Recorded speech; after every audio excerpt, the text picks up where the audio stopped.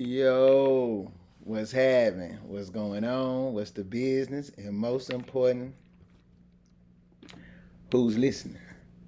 You tuned in to Who's Listening podcast with your boy Street.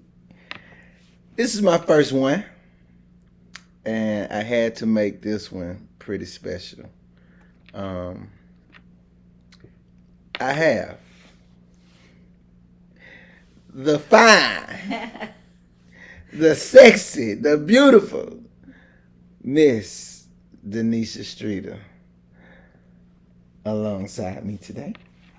And we gonna tap into some stuff today, baby. Some stuff people been wanting to hear. They've been wondering. They've been assuming. So we go dive in a little bit. We ain't gonna be long. It's the first one. We getting our feet wet right here. Okay, feet wet. So I'm gonna first start off by again. This is Who's Listening podcast. This is the first one. First one. Motivated by my wife.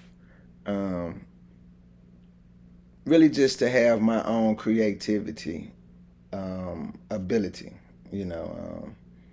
That's what it's about. Just being able to just be me. So we did it.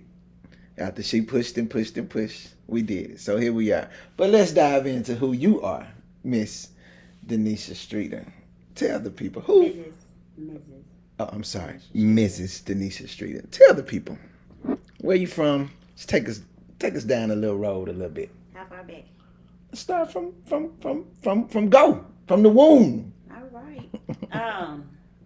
So I am Denisha Streeter, formerly Denisha Bell, born in, I don't want to give that away, but I was raised in Clay County, Alabama, Ashland specifically, small town girl, proudly. I grew up one of two children born to Roger and Diane Bell. I have a big brother, Roger Bell, as well. Shantae. No, Roger Bell. I didn't say that, Sean. My big brother. Let's see. I'm a kid, normal kid, grew up in a really small town, so that shaped me into basically who I am. I really haven't changed much from the little girl that grew up in Ashland. I was a quiet kid, I think. I was introverted from go. From go. From go. But you was in so when I see little pictures and stuff, you was in cheerleader, dance recitals or whatnot, talent shows. Okay, so I was talented. I was a talented introvert. Okay. So I was not shy to the stage. I was in dance. I did ballet. I did dance. Group dance. Like I did jazz. I did baton. Gymnastics. I was a cheerleader. I was even in the band. Played trumpet. I actually marched high school band playing trumpet, playing my mama's trumpet. And I decided to try out for cheerleader. And once I made the cheerleading squad, I realized that's my niche. Cheerleading was my thing. I was a loud one too, believe it or not. Loud. I believe it. I already got to cut to commercial. I was, but I think what it was, because I played softball. I liked sports. What was it? I mean, but what was it that? I think that was my way of being loud. My talents were loud, but really behind closed doors, and aside from all of that, I was a find me a corner and a good book and read type of kid. I really wasn't even really into TV a lot. I still don't really watch TV much. I was very inquisitive. That means That means I Hey, we not go. Well, I don't want you to not know what I'm listen, saying. I don't don't let the people know that you teach me the words and the meaning, okay? Okay. Not on Can here. we rewind? We can't rewind. Okay. This is live, baby. Y'all forget that part. But I was an inquisitive child, which you know what that is. Mm-hmm. And I was. You are that. Always wanting to know about things. I had a lot of questions, and I knew where to go. I knew to go to a book. And so I was a avid reader. I like to escape the real world. It was my way of reading books. Was my way of dealing with a lot of childhood stuff, just the normal things, being hurt by friends. Really wasn't even real hurt. It was just like, I'm just mad at her for right now. Right. That's how I escaped things going on with the parents and all of that. I went to a book. So anyway, being a kid for me, not really interesting. Didn't really have an interesting childhood. It was more of I lived kind of in my brother's shadow. My brother was a star athlete, I think, for the hometown. And so I was just his little sister, and I was cool with that. My brother was a rock star to me, so I was okay being Roger Dale's little sister. That made me cry. So, I mean, I'm being honest. So that's what I want now. Then I really started getting attention with being smart. I mean, I got awards for my grades, and that was cool. I didn't do it for that, but it was pretty cool being recognized. And I like to write. Writing was another escape that helped me travel. I got to write some stories, and I actually went to Washington from doing that. So just getting to travel. I was the kid who, when we spent the night, we used to call it spend a night. We spent the night parties.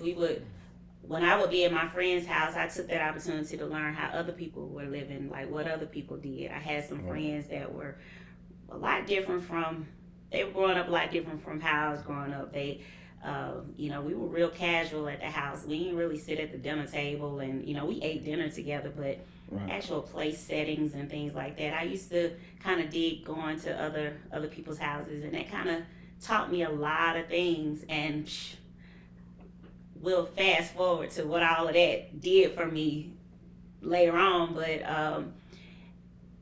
just a little normal nerdy, not interesting little kid. I say, man, it amazes me how you can speak on, like, if something, just like prime example, we was just setting up and you was giving that history lesson, not knowing that just random facts. Yeah, just so like, cause with me, in school, I ain't gonna say I was lazy, but I did enough to get by.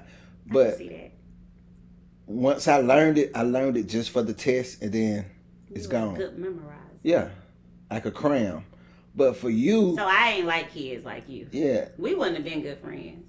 Yeah, I still look like this though. I was a little slimmer. So your size. I wouldn't have been interested in little slim you. But nah, it just amazes me how you take it in and keep it. Years. Years down the road.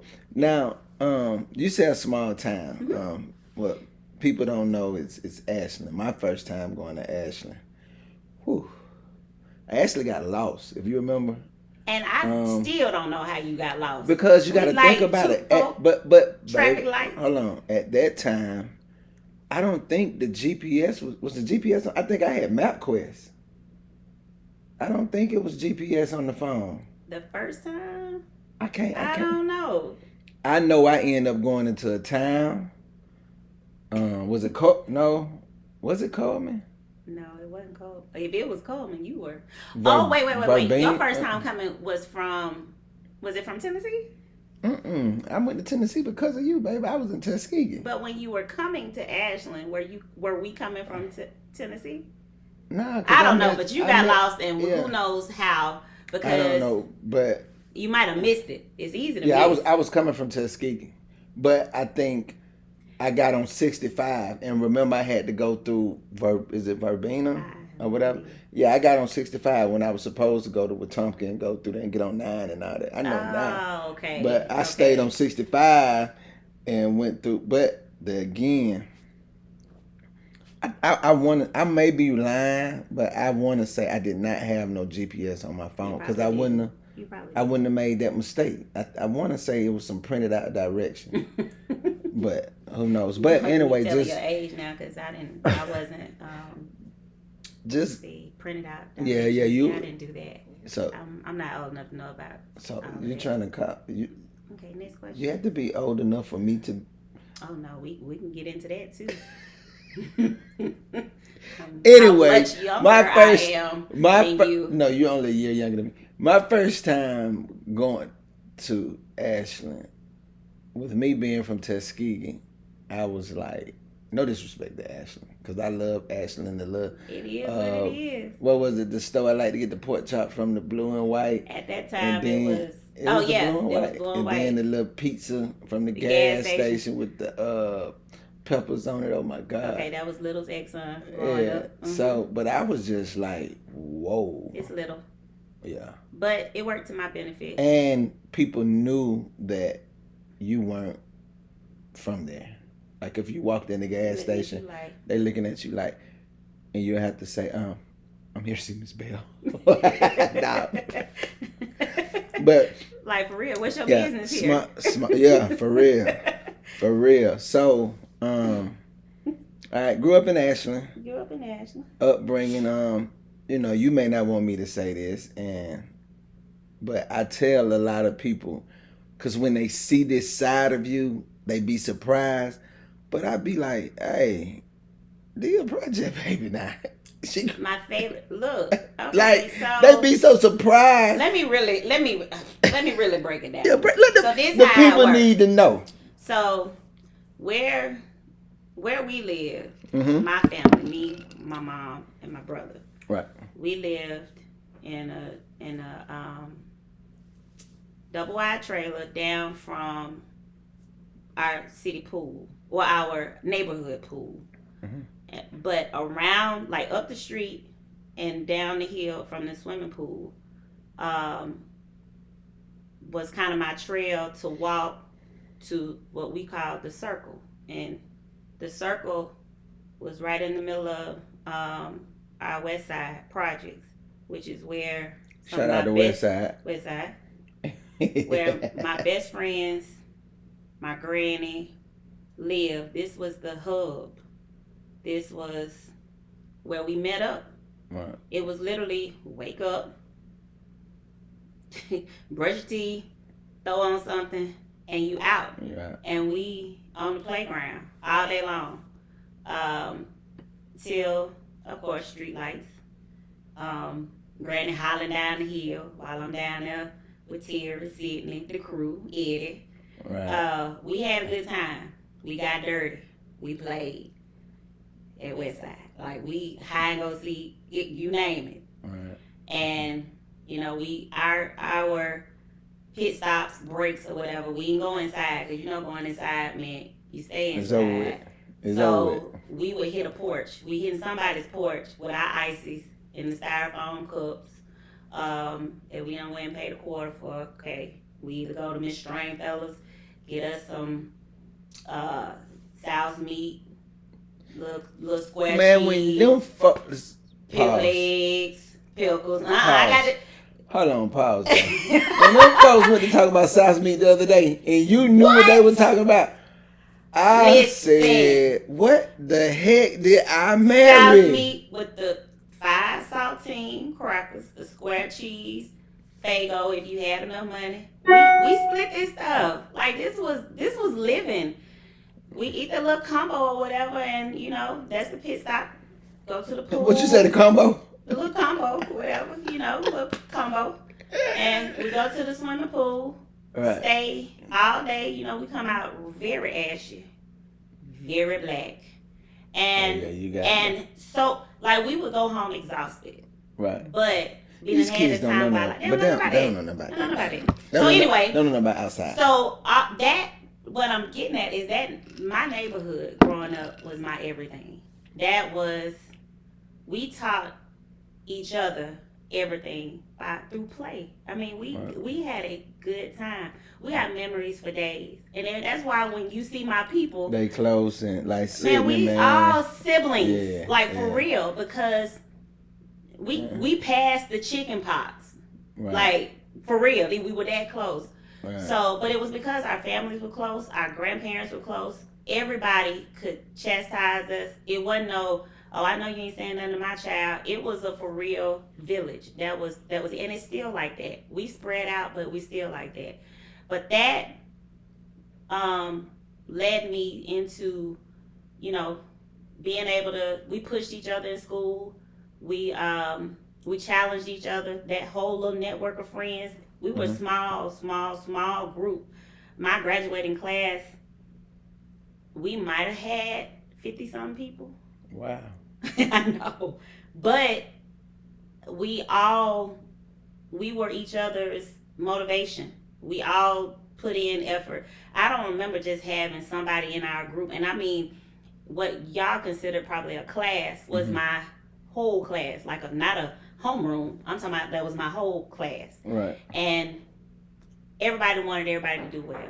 It wasn't no That's hate. love, though. You know what I'm saying? So even now, when we look at each other and what we're all doing, we stay connected because we know what we all went through growing up. We were each other's rocks. Of course, when things go on at home, it wasn't no we don't have nobody to talk to. Shoot, all of us talk to each other. Right. And I wish it was still like that, but it's not. I'm seeing what you're saying, and I'm thinking in my mind, like, man, maybe if this was still going on in the world today, man, we wouldn't have so many young folks, you know, oh my with gosh. the switches in. But I, just to jump the gun and go, because I'm a ramble. Hey, this is a podcast where I'm a ramble. I'm gonna go there. But I just be thinking sometimes, man, if the OGs nowadays would be real, excuse my French, niggas, some of this stuff won't be going on at the young folks. Because what's happening now, these OGs are getting these young folks to do stuff that they scared to do. Right. But if, everybody was a family, we gonna fight. I remember me and Frank broke my herringbone on Christmas. Yeah. But I didn't kill him. We weren't talking about shooting each other. We pushed each other. I broke his neck, Like, it's the for real live to fight another day. Like, live to fight Friday. another day. You live to fight another day. And we fell out. You don't want to kill perfect. your friend. Yeah. So. Yeah. It's different. I lost touch a little when I went to college, but just because we don't the early 2000s, we had phones, but not like now. Right. I remember having my Nokia, my little Nokia phone, and you tell me your age. Oh, I knew it when I said it, but it wasn't no bringing it back. So my Nokia phone, well, I still remember my phone number. That's so crazy. It was the ring. So I remember, you had minutes.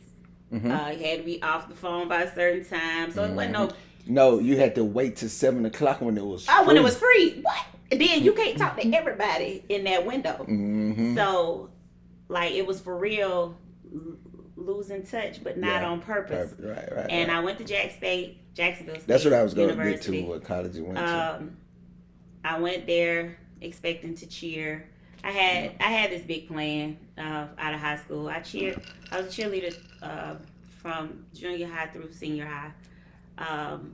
An injury kind of. Tell the people the story that you say I don't believe who you cheered for.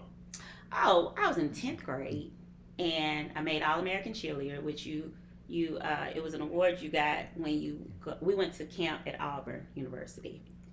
War Eagle, baby. Auburn University. The Auburn University. So at camp you could win awards. Right. And the top award there was All-American Cheerleader. Mm-hmm. So you had to be nominated, and then once you make it, you make the All-American team. Right. you're afforded an opportunity to go and cheer at a bowl game or something major, which I took advantage, and with the support of my community, raising money and all that good stuff, because I ain't have it like that.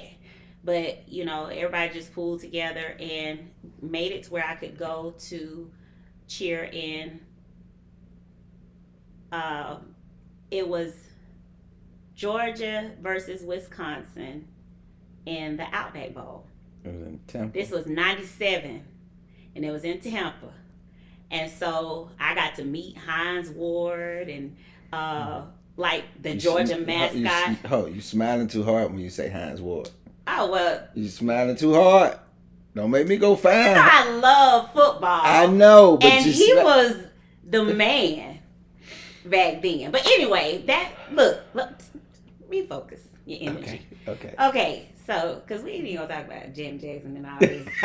So, I got to cheer there, and that really inspired me to want to go next level with cheering. Right. And so, at that time, cheerleading scholarships just weren't not like they are right now. Mm-hmm. But I was going to Jack State on a leadership scholarship, and was able to try out for the team there. Ended up hurting my wrist. Kind of lost it for it while I was in the healing process and all that good stuff. You know how things change. Did you start? I stopped working out. I stopped doing everything. Kicking it or something? I was in college. And I was meeting new people and, Jesus. College, freshman year. Jesus. And it wasn't HBCU freshman year, which I know is the Tuskegee different. University, yeah. But it was college, and I was away from home, and I was okay with not being a cheerleader. I had other stuff occupying my time. Right. I was still studying and doing my thing. However, dot. I was having fun. Exclamation mark. What? Not too much though. I know, right? Okay. So, bring on back. You get to reminiscing, and like I could see myself where I saw myself. No. Yeah. Bring it back. But it was. Hey, I'm gonna say this too. I seen some of your pictures. Now you fine now too. Don't get it twisted, but boy. That pre-meal body. Boy. It's all right. Baby. It was all right. Now I love. Give me a hand. I love my baby right now. It's okay. But when I saw that, it's okay. But in that era too, though, still with the cowboy boots and. Yeah. So, but I had a boyfriend. Let me drink to that. That I had. I met him straight out of high school. Mm-hmm. We dated. Right. Serious. Mm-hmm. Throughout my days speed this process on Jacksonville State. Yeah, speed this process on up. So we ended up breaking up though. Yeah, good. While I was there, but the coolest thing about Jack State is we were so academic focused that the parties were parties, but nothing like when I met my best friend, Juanita Peanut, who was one of the finest scholars of Tuskegee University at the time. 2002, 2. Because I graduated in 3. Yeah. So, we met, kicked it off through my roommate and real good friend, Andrea.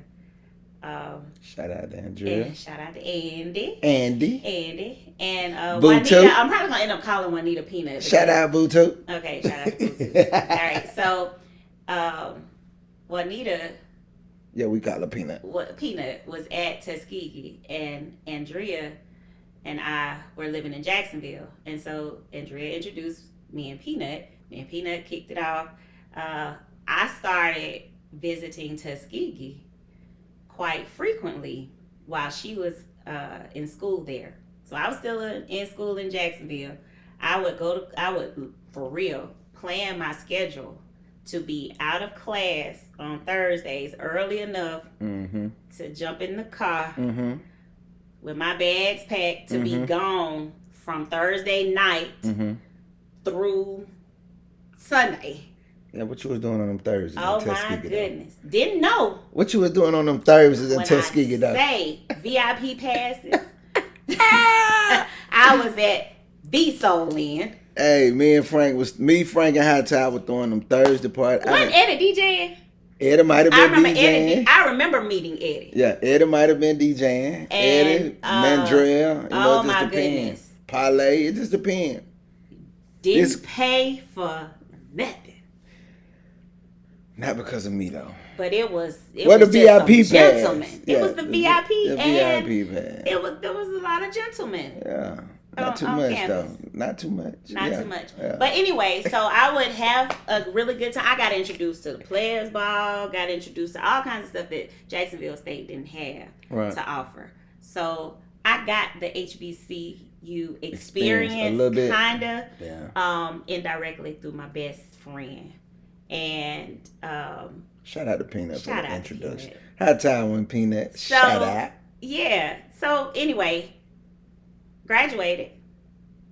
Are we there yet? Yeah. Okay. We on college. Graduated 2004. Because my next question was, let's go down memory lane of your career path. So we okay. So this is big because my career path was woo. Yeah. Okay. So I went to Jacksonville State with my mind focused on business. I went in as a freshman on business path. Okay. Changed my mind after my first semester. Talked to my dad. My dad is my confidant. Talk to him about everything. Every major decision, every minor decision, I go to my dad. So I thought I was doing something so wrong by changing my major, but I was not feeling business. Right. And so I talked to my dad, and he was just like, look, and that's his way. Look. What do you want to do? And I said, well, Dad, my passion is law. I think I wanna pursue something in the law field. And he said, well, do it. I said, but I might do it. So I did it. Changed my major, criminal justice, had my mind focused on going pre-law track, did all my criminal law, all my criminal justice classes, graduated with my degree in criminal justice. All right, that was wonderful. Okay. Did that. That was 2004. Minored in sociology, which, stick a pin in that too, because, sociology. If you can take classes in sociology, you got to do it. It helps so much with understanding people, because I don't think I would have really been able to vibe with you had I not had that sociology background. Oh my gosh. But I'm going to tell you why in a minute, okay? Don't be offended. What? Don't be offended. Because you are a different type of person. You were special. You were so not what I dated. You were the total opposite from what I mean, I guess I ain't got to put all that sauce on it. But, like, you were not, had we met prior to college, I would not have been interested in you. Like, knowing what, we can both drink today. Listen, you said you wanted to keep it real. We keeping it real. You are my type. Okay? I can respect that. So while I was on the sociology track, taking all my classes, understanding people, it revealed a lot about me that I didn't get. I didn't understand that my whole, what I liked in a man or what I wanted in a man was based on not who I really was. Like, I really got to know myself in college. Okay. And in a for real good way, like, I like the me that I'm able to be. Like, me. And on a grown level. Right. You know how it is, you live at home, you become so much of what your parents expect, what your community expects. When I went to college, I felt free to just find myself, basically. Just be you. So that's when I really realized what a big nerd homebody I really was. But with a side of me that also liked to party. But just a little bit. I didn't like to be on the party scene. Mm-hmm. But I would go to a party. I love to dance. Right. But I'm the one that's going to want to leave early. Right.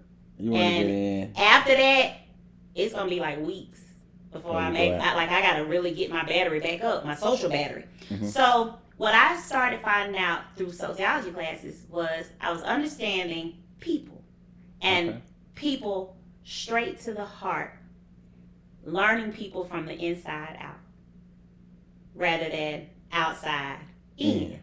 I would see a person and, oh, he's attractive. And I would start there. Right. So totally opposite of who I really am. Like, getting to know people from the inside out is me. So by the time I got through undergrad, met Peanut, graduated, moved to Tennessee, started working for my dad at his car dealership, working in business, totally not using my degree in criminal justice, working for my dad's Nissan dealership. This is when the best friends introduced us. But I wasn't really dating. I would go out. People would ask me out and I would go. We would go to dinner, but I would know so quick, like, as soon as we check out, ain't gonna be no, like, I'm gonna go this way, you go that way. I knew quick. So when Peanut told me, D, I got somebody I want you to meet. From where? Tuskegee. The 4-6, baby. Tuskegee, Alabama. Girl, before you even, she already breaking it down. And I was like, oh, okay. Well, she knows me, so surely she wouldn't bring no just scrub anything to meet me. So anyway, when she said, but before you talk to him, I gotta tell you something. He don't look like what you normally go with. I should have known then. So I'm like, what did you normally?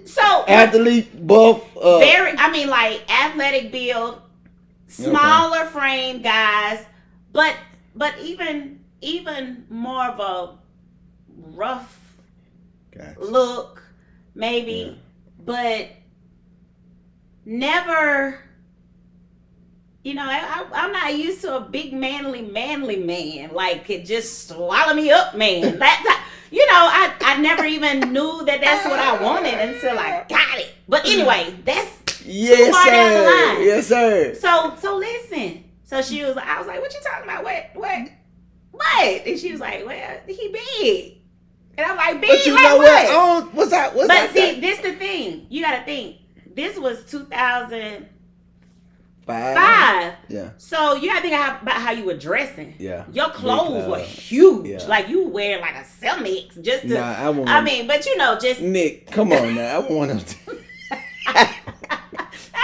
But not a 7X, but like y'all were wearing like. What said I wear the. What do you call those outfits y'all were wearing? Like they were the tall tees and the FUBUs and. Thick clothes. The throwback jerseys. Yeah. So to her, and compared to High Tower. Yeah.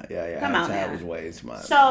So and then compared to guys I dated, you were like, she was like, he a big dude. That's how she said it. He a big dude. Yeah. And I was like, he fat? She was like, nah, he ain't fat. I'm just saying he a big dude. I said, okay, well, okay, whatever. I'm trying not to sound vain, but I'm like, okay, he's a big dude. Damn, you almost missed your blessing, baby.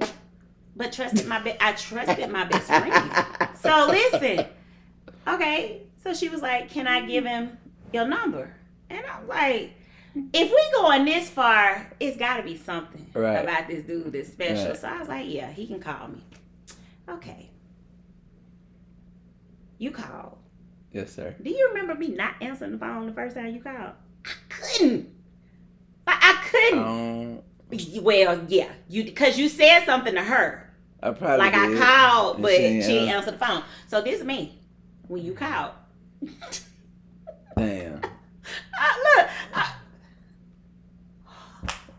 Oh my God. Oh I was no. I can't do it. No. Like, what am I gonna say? So then you gotta think it wasn't no FaceTime. So I wasn't gonna be able to see you. What we saw. We didn't see each other.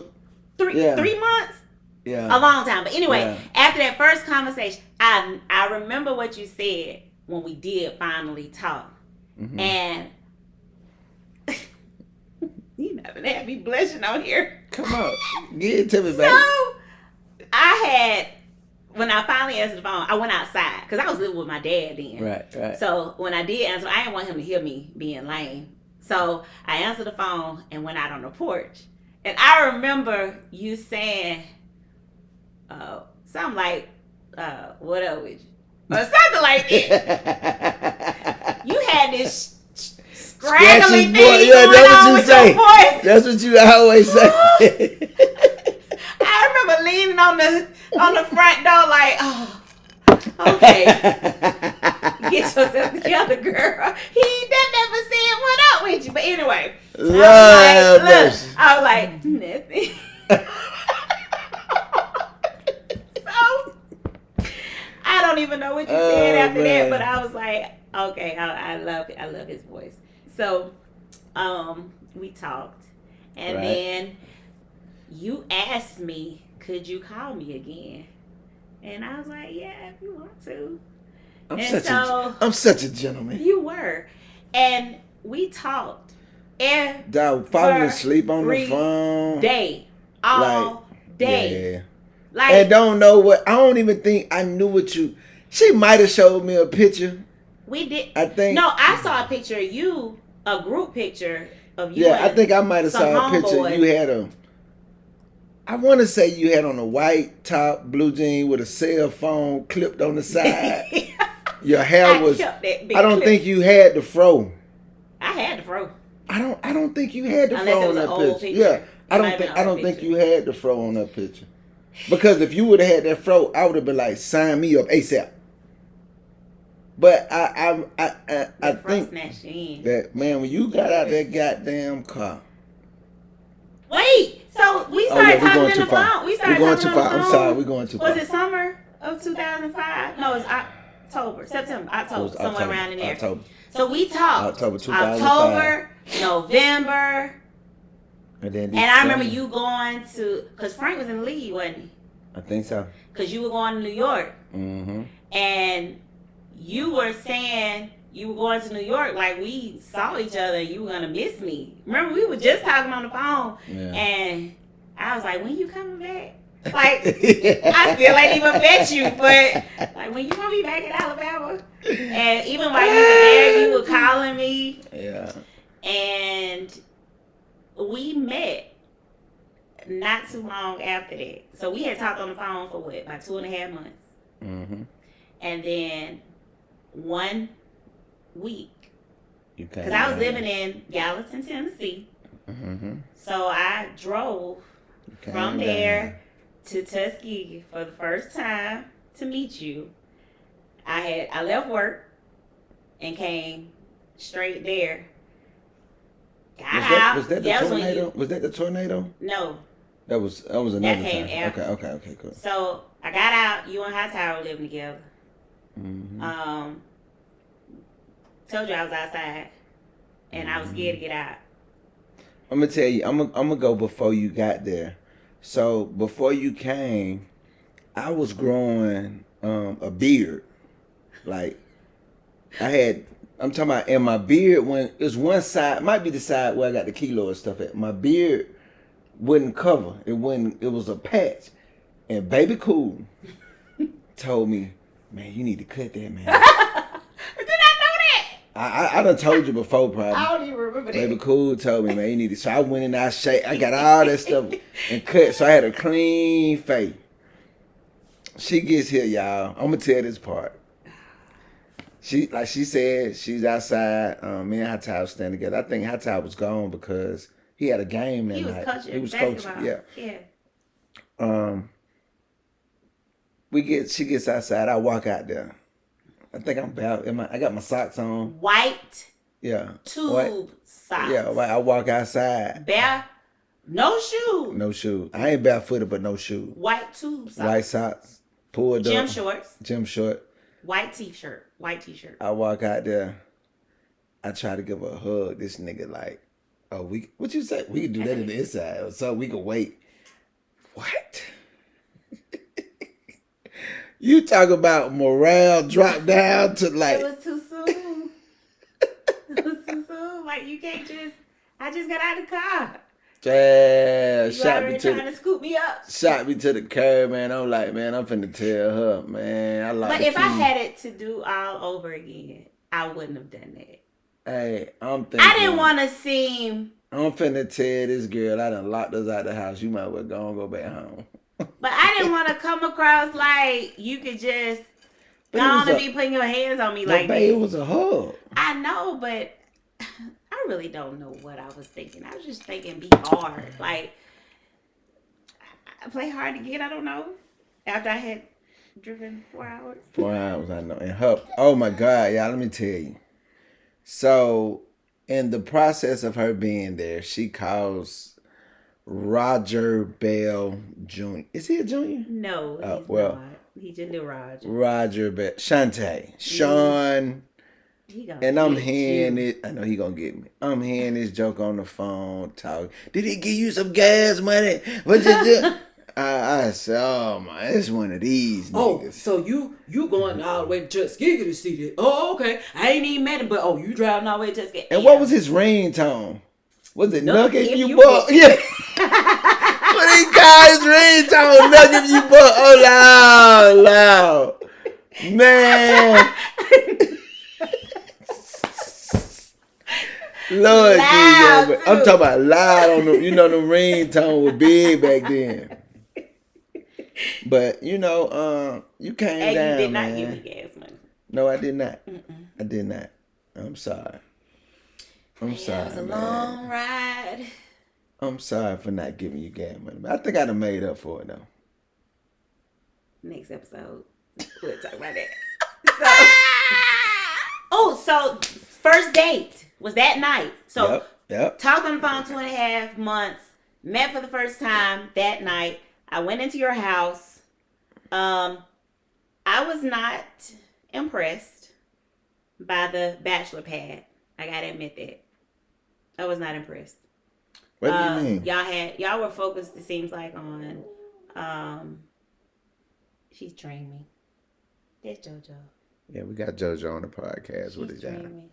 Okay, so y'all had, I guess somebody had cooked hamburger helper or something, I don't know, but y'all had dishes in the sink. I was just like, But, oh babe, my we were God. bachelors. Yeah, true. Y'all were very focused on ping pong.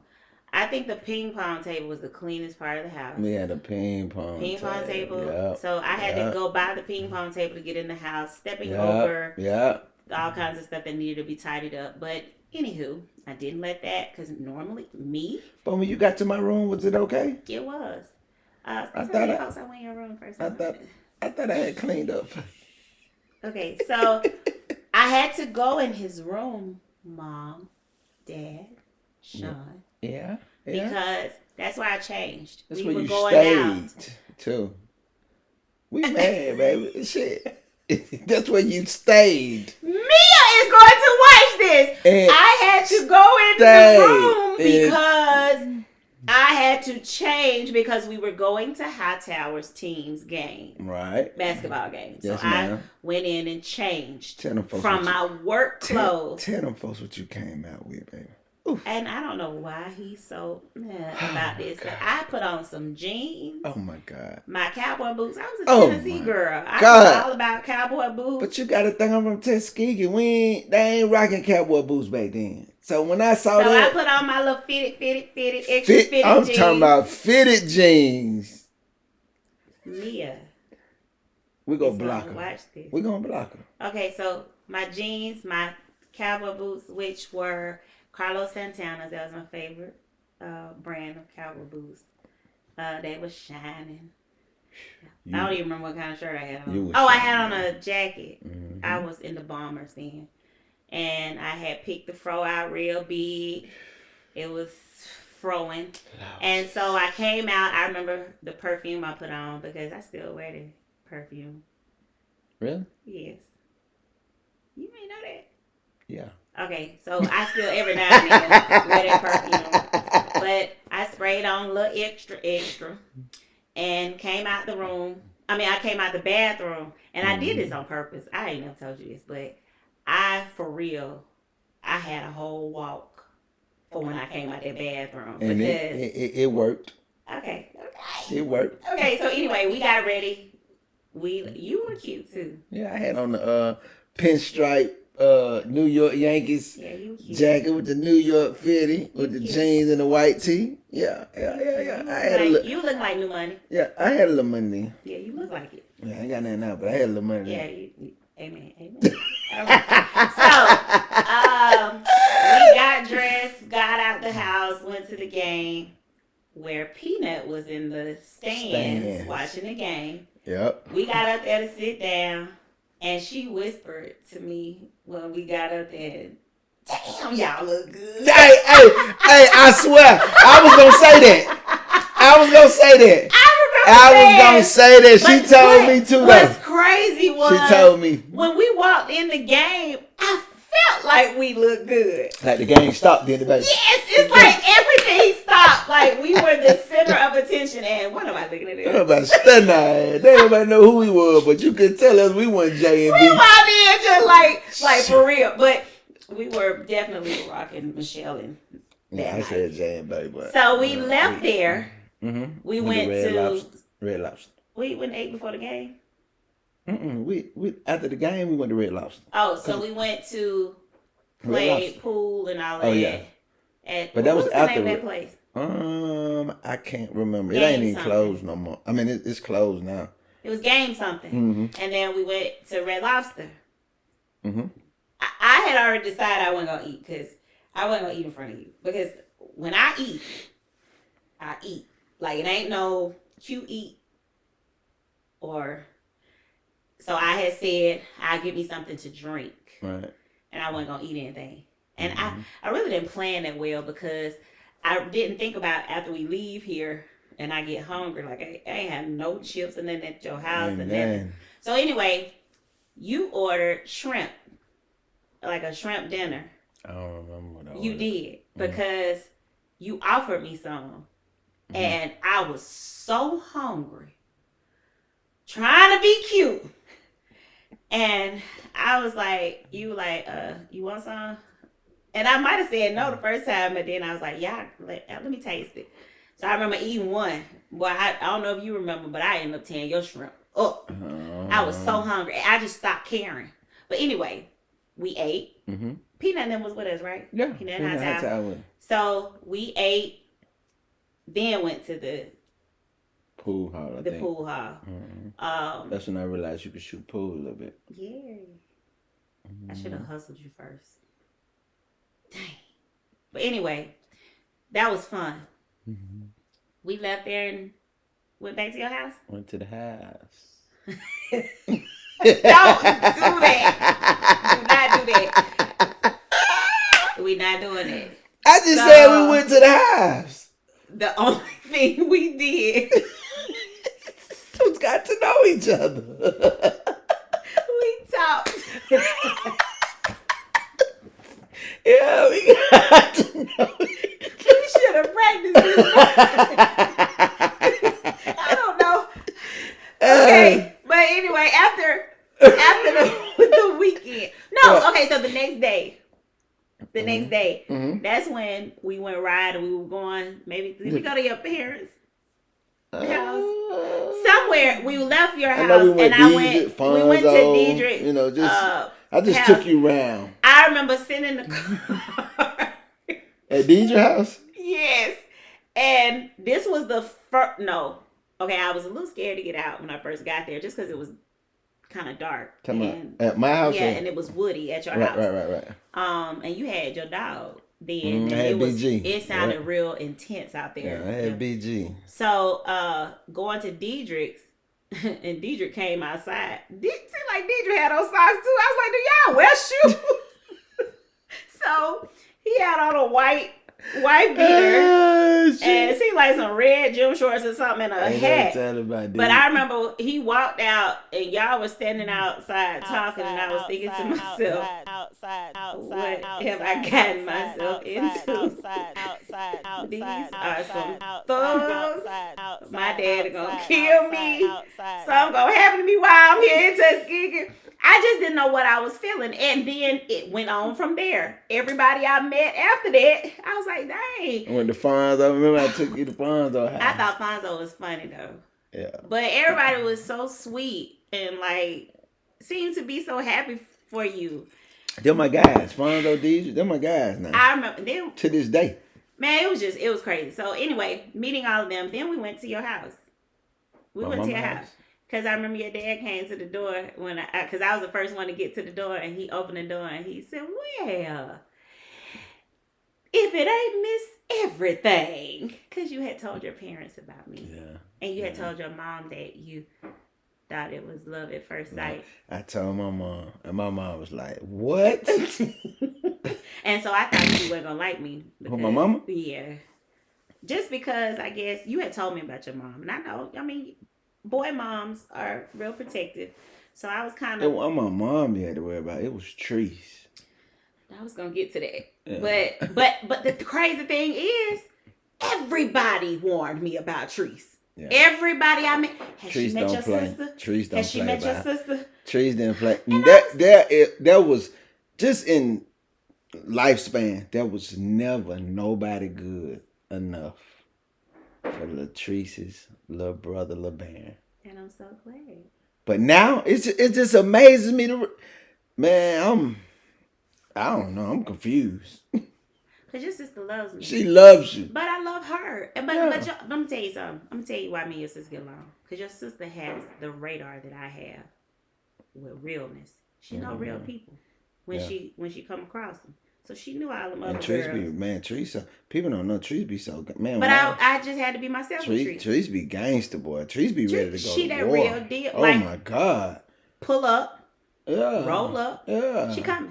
Yeah. I know that. So now we just tag team. So anyway, met the parents. Mm-hmm. Enjoyed the rest of the weekend. Mm-hmm. And then I got ready to go home. Back to Tennessee. Yeah. You were teaching. Yeah. School teacher then. School teacher. So you had like a 5th grade. career teaching 5th grade. Mm-hmm. School teacher. You did not have a school teacher vibe. For me? At all. Yes, I did. I man. mean, I didn't get that right away though. Yeah. It came. Nah, but anyway, I had no school teacher job, man. You know Yeah.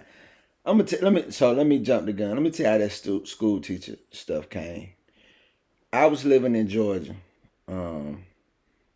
I was investigating child abuse and neglect. I was miserable. Mm-hmm. I was staying with, I had a room in Frank's sister's house. Frank's sister had this big old house. She was living in Atlanta doing her thing. So I was renting a room from Jamila. And I called High Tide one day. And I think it was the day after I went and investigated a house from abuse. And the mom was calling the kid and was like, yeah, show Mr. Streeter the snake that you caught. The snake that he caught? So he went back there. He said, man, the snake is loose. Case closed.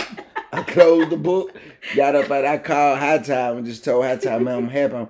And at that time, High Tide was telling me like, hey, bro, they hiring teachers down here. Come on home. Let me tell you something, man. That nigga High Tide, and I love all the 4-6 boys. Don't get it twisted. I put, Frank is my heart because me and Frank grew up together. We fall out, we cuss each other out, but at the end of the day, that's my nigga because from knee high on up. But that doggone Brian Hightower has a spot in my heart that I'm trying not, I don't want to cry. I see it. Yeah. He has a spot, because he introduced us too, but he has a spot in my heart that no one, man, that joker said, come on home. Matter of fact, I'll be there this weekend to get you. Okay. Came and got me from Atlanta. Yeah. You know how real that is? That's real. We loaded up car. I think he might have had a car. I had a car. We loaded them cars up, and he got back and got me an interview. I don't know if he got me the interview or he just told me to go fill out the application at the board. Just like that. Yeah, but that's how I got into the teacher game because he was teaching at BTW. He told me, "Come on home." That was his exact word. Man, come on home, man. I come up there and help you move. So they got you into teaching. And that got me into teaching. And teaching was cool. I just didn't like the parents. Let's say that for another part. Yeah, the teaching was cool. I love being around the kids. Yeah. Cecil, I say that every time now. Cecil come to the restaurant to eat a lot. I say that all the time. Me and people like Richard Arnold, Cecil, Marquand Mitchell. You know what I'm saying? In your class when we met. Yeah, Cambria that I be cracking on. Her sister was in my class. You know what I'm saying? So the teaching thing was cool, but it was just. So I know I probably didn't give out. It mellowed you out some, I think. It kind of cause you did have that street edge to you.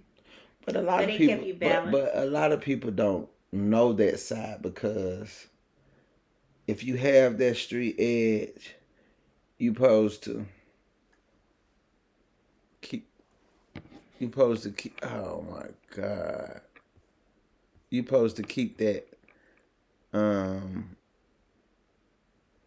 You supposed to keep that hidden. Right. You know what I'm saying? Right. So I need to put this on do not disturb. So how do you put your phone on do not disturb? I know because don't nobody ever call me. Yeah. D&D.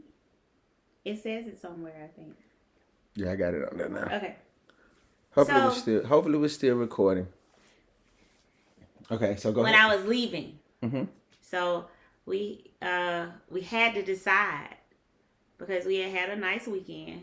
Mm-hmm. We got to know each other better, and we needed to know, like, okay, we met face to face. What next? Mm-hmm. So remember, I called you, or did you call me? I called you. I'm not sure. I called you, and I said, "So what does this mean?" No, I think I asked you that. Yeah. Oh, you said, what does this mean? I asked you what this mean. And you don't know this, but I was blushing then too. I was holding the phone driving like, you know what this means. So I was like, what do you mean? What does this mean? Mm-hmm. Who said, do we go together? I think I did. I think I said. Mean we so go did together? It mean we go together? So I said, I don't know what I said. What did I say? I think you might have told me, yeah. So just for the record, mm-hmm. You wanted to go with me. And I accepted. I did. Okay. So that's on the record. I did, baby. Okay. Baby, let me tell you something, man. I called my mama and told my mama, Mom, I think this is love at first sight. And I don't want to say, she didn't say, oh shit. I know she probably did. But I thought she might say, oh Lord, or something like that. You know what I'm saying? Because it was just, I can't even explain the feeling. It felt so right. Yeah, like I couldn't explain the feeling, bro. I'm just gonna be honest. Okay, so remember, take it back. Okay. To the inside out. Mm-hmm. Okay, so let me tell you what I felt. Okay. When I got out the car, mm-hmm. and you were all caught up in the fact that I didn't give you a hug. Right. The fact that, one, when you came out to get me, because in my mind, that's what you did. Now, that might not have been your intentions. You might have been trying to do something else, maybe. I don't know.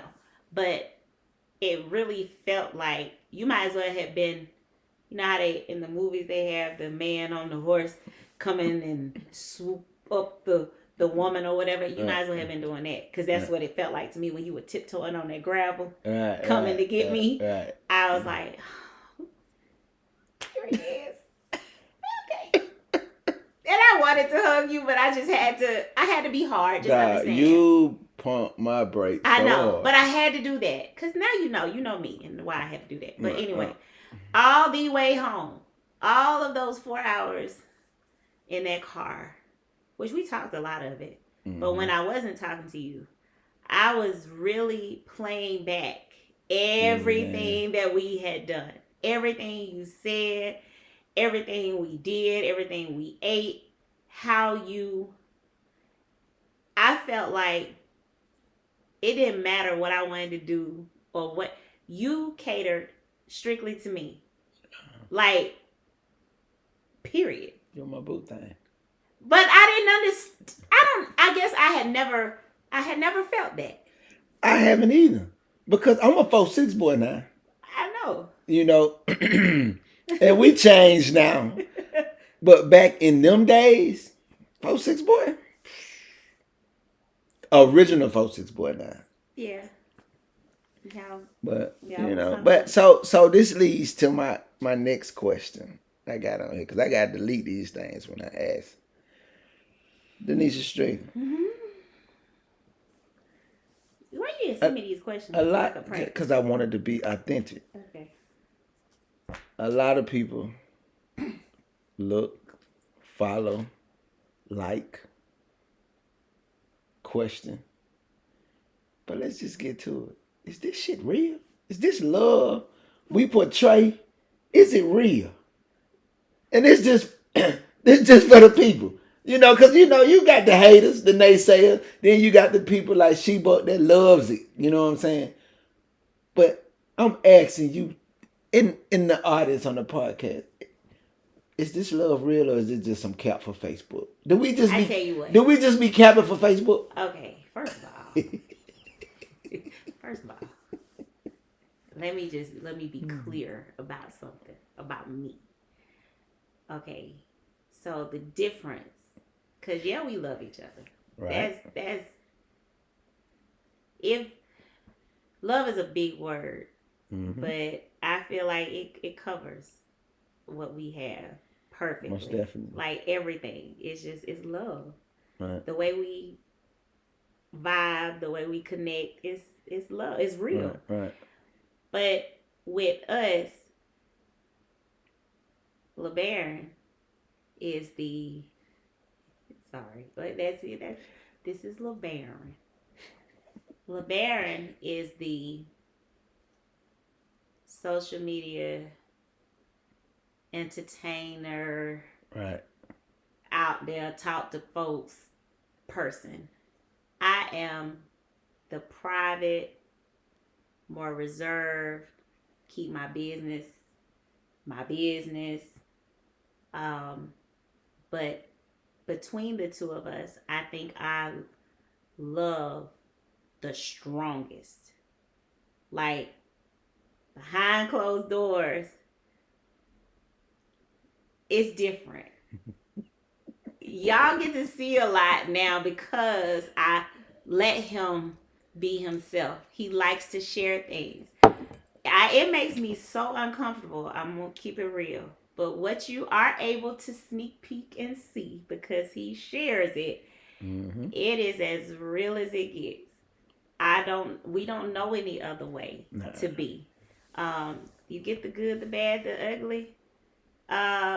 In terms of what we feel comfortable sharing. Now, what you see now with us, we done came off rocky times. Oh yeah. We got together. I was mid-20s, and we fell hard for each other real quick, which sometimes presents challenges because when you become a couple like we did, we got married, and life hit. ASAP. We got married in 2007. You took a job. I was working long hours. We started feeling a strain on our marriage, like just because life started happening.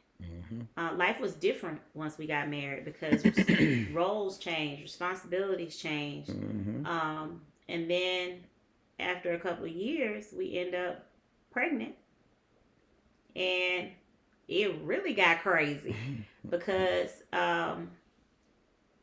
my pregnancy with Mia was it was tough. My body did not react well to pregnancy. I had a horrible pregnancy. But we were living in Tennessee, so a lot of people don't know that. Even a Right. lot of my family and friends just had no clue because, again, I was a very private person. Mhm. I took everything to God, and the rest of it we kept between us. But um, during my pregnancy, I was really, really sick, and I um, like more sick than the average morning sickness. So I knew something was wrong because I was having all day sickness, and Mhm. in all of that, I hate to be gross, but vomiting and all of that, I was putting a lot on my body, and so my placenta ended up tearing away from the wall, allowing blood to seep from the tear and blood clot to form, and it wouldn't let it reattach. So I essentially had a decision to make. The doctors were saying 50-50 chance of Mia surviving. I didn't take that well. I remember that day sitting in the garage. They were pretty much telling me my chances were to sit still, basically go on bed rest for the rest of my pregnancy, and 50% chance she would make it, 50% chance she wouldn't. Those odds sounded like you're about to lose your baby when the Mhm. news first hit me. We got in the car. I didn't know Mhm. where to go with that. I was spiritually strong then, but nowhere near where I am now. And I honestly went to a place of worry. I started doubting. I was ready to just I don't know. I was lost. And this man told me, "Look, babe, it's going to be okay." And it seems simple to the average set of Mhm. ears, but to me, in that moment, that's exactly what I needed to hear. That Yep. it's Sitting gonna in be that okay. garage in that Dodge. Was it the Dodge Ram? No, it was the Armada. It was the Armada. Or was it the Dodge Ram truck? No, we weren't in the truck. We were in An Armada. SUV. And I remember letting my parents know what was going on, and of course, everybody started praying. Mhm. And I started playing music again because I had stopped. I used to play classical music. I was a fan of Beethoven. That's another nerd confession. Beethoven, Mozart. And I played it for Mia. That's why she loves music to this day because she has always heard music. And I had stopped because I started telling myself I need to prepare for losing her, and I don't need to be getting too attached. And then I really just had to get myself together. Like, no, your baby's gonna live. You're Mhm. gonna be fine. Everything is gonna be well. So I started living in hope and believing. And I wouldn't even name her. I remember saying we're not gonna give the baby a name because it'll be easier to forget, and just all kind of craziness. Mhm. But then she's here. She was born January 2009, and I entered what I didn't know at the time was a really, really hard postpartum depression. Um, I I changed, and I didn't do it on purpose. And I have never talked about this. We talking now though, baby. Okay, so January had Mia. Mia was a few weeks old. My mother-in-law was in town to help. She bought me my Swiffer, my first Swiffer, but wouldn't let me use it because I had to have Mia via C-section, of course. So I was stapled and still healing. But when I was able to do a lot more with her, I remember going into her room and lifting her out of her crib to put her on the changing table to change her, changed her diaper, and I picked her up, and I was walking from her nursery to the living room, and she had on a button down whole piece onesie, and because it was cold, and I was holding her and my left hand kind of went numb. So I remember switching her to my right hand because I felt like I was about to drop her. And when I went to switch her, I lost everything in my hand. It went, at the time, I didn't know, but I had temporary paralysis in my left hand. And I literally caught Mia by her onesie through one of her buttonholes uh, on my pinky. And I put her down on the chair. And my mother-in-law came and got her. And I was scared to touch her. I didn't know what was going on with me.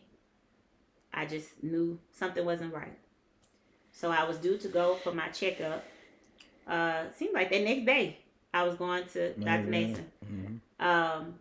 And of course, you know, when you have your baby, you take the baby to the appointments because you're supposed to. And I was scared. I didn't really want to fool with Mia because I didn't know what was going on. But anyway, talking to my doctor at that time, he mentioned some things that could have happened. And it's a blur to a certain extent, but some things still stand out because, of course, that was 15 years ago. But I remember when he mentioned the temporary paralysis, I remember his line of questioning. Have I ever had blood work before that? Extensive blood work where they were running and I was like, no, you know, I'm healthy. I was working out then. Right, I was living a very, very healthy lifestyle then. So all his questioning was like, what are you talking about, dude? Like, you didn't see me when I was first coming in here. I was together. So the line of questioning led into the Lupus Avenue. But at the time, when I'm in my prime, 26 years old, lupus, and I said this. I remember saying this out of my mouth. That's an old folks disease. And I slid that to the side. I owned what was going on with me, but I called it carpal tunnel. Well, you caught it you were self-diagnosing yourself I literally gave myself a medical degree and then wrote prescriptions. Yeah, you had I named it everything from where it changed, when it. I remember going to dermatologist when my skin started to change. You remember, all right in here under my eyes. Well, I was thinking, well, hormones. I kept saying, well, you know, I did just have a baby. I got dark right here. It's my hormones. I need to go to a dermatologist. Going to the dermatologist didn't help. My eyes started to change. My weight started to shift. And right after I had Mia, I lost a lot of weight. In fact, I lost weight during the pregnancy. But after I had Mia, I dropped like smaller than I was like in high school. Shocked myself. But didn't know what was going on. I was like, yeah, that was a good thing. But then I started putting the weight back on. And I started changing other ways. Still not thinking anything was wrong. I was too young. I was in the middle of motherhooding. And brand new baby. Things going on with him. He looking at buying a club in Tuskegee. When I got my baby, she was like 8 months, 9 months. So things started changing with my job, started changing with his job. I was still working for my dad, but my dad decided to sell. He done fell in love with a Tuskegean too. In the middle of all of this, he ended up rekindling a relationship with my now bonus mom, but he was dating his now wife, so they ended up getting engaged, and he ended up relocating back to Alabama, and that left us in Tennessee. And I'm there. I got a new baby, and a traveling working husband at the time. Yep. And I couldn't be by myself, so I was like, okay. We started talking about maybe taking on this business venture at the time, buying the club in Tuskegee, and I was like, ain't no way I'm moving to Tuskegee. You can go on and cancel all that. Not doing that. Not moving to Tuskegee. And it wasn't against Tuskegee, but the first thing I thought about when we visited Tuskegee as a newly married couple, I would be ready to go because there was no Walmart and I needed things and there was no Publix. So there was really nowhere, like there was, how do you Oh my survive? God. Oh my So God. when we talked about moving to Alabama, Tuskegee was out. So Montgomery became my compromise. Yeah. It's close. We can drive. You know, I'm close to my mom, close to Auburn, where my dad was. And then we're close to your mom, too, in Tuskegee. So this became the compromise. We looked for a house to rent. And, you know, Mia was 10 months. But, mind you, I'm still going through what I didn't know then was postpartum depression. I was different. I wasn't his sweet wife.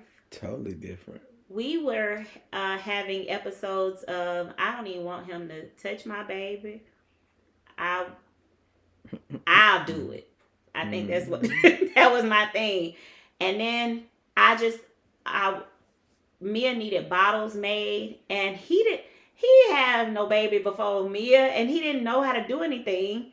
But I just wanted him doing it. Like I shouldn't have to tell you fix her bottles. Like you see, I'm over here struggling trying to breastfeed. Ain't nothing coming out. She won't latch to me. I'm dealing with all of this, and you sitting there not doing anything, never doing anything. Like in my mind, that's how it looked when he was doing all he knew to do. But if he did get up and go do something, just give it here. That's not right. I fussed more than I loved on him for a little while. And it got bad. It got bad, I got bad. It didn't get bad, I got bad. And I pushed him away. And he did not leave me. But he went upstairs. That's what I call it. We had a bonus room in our house.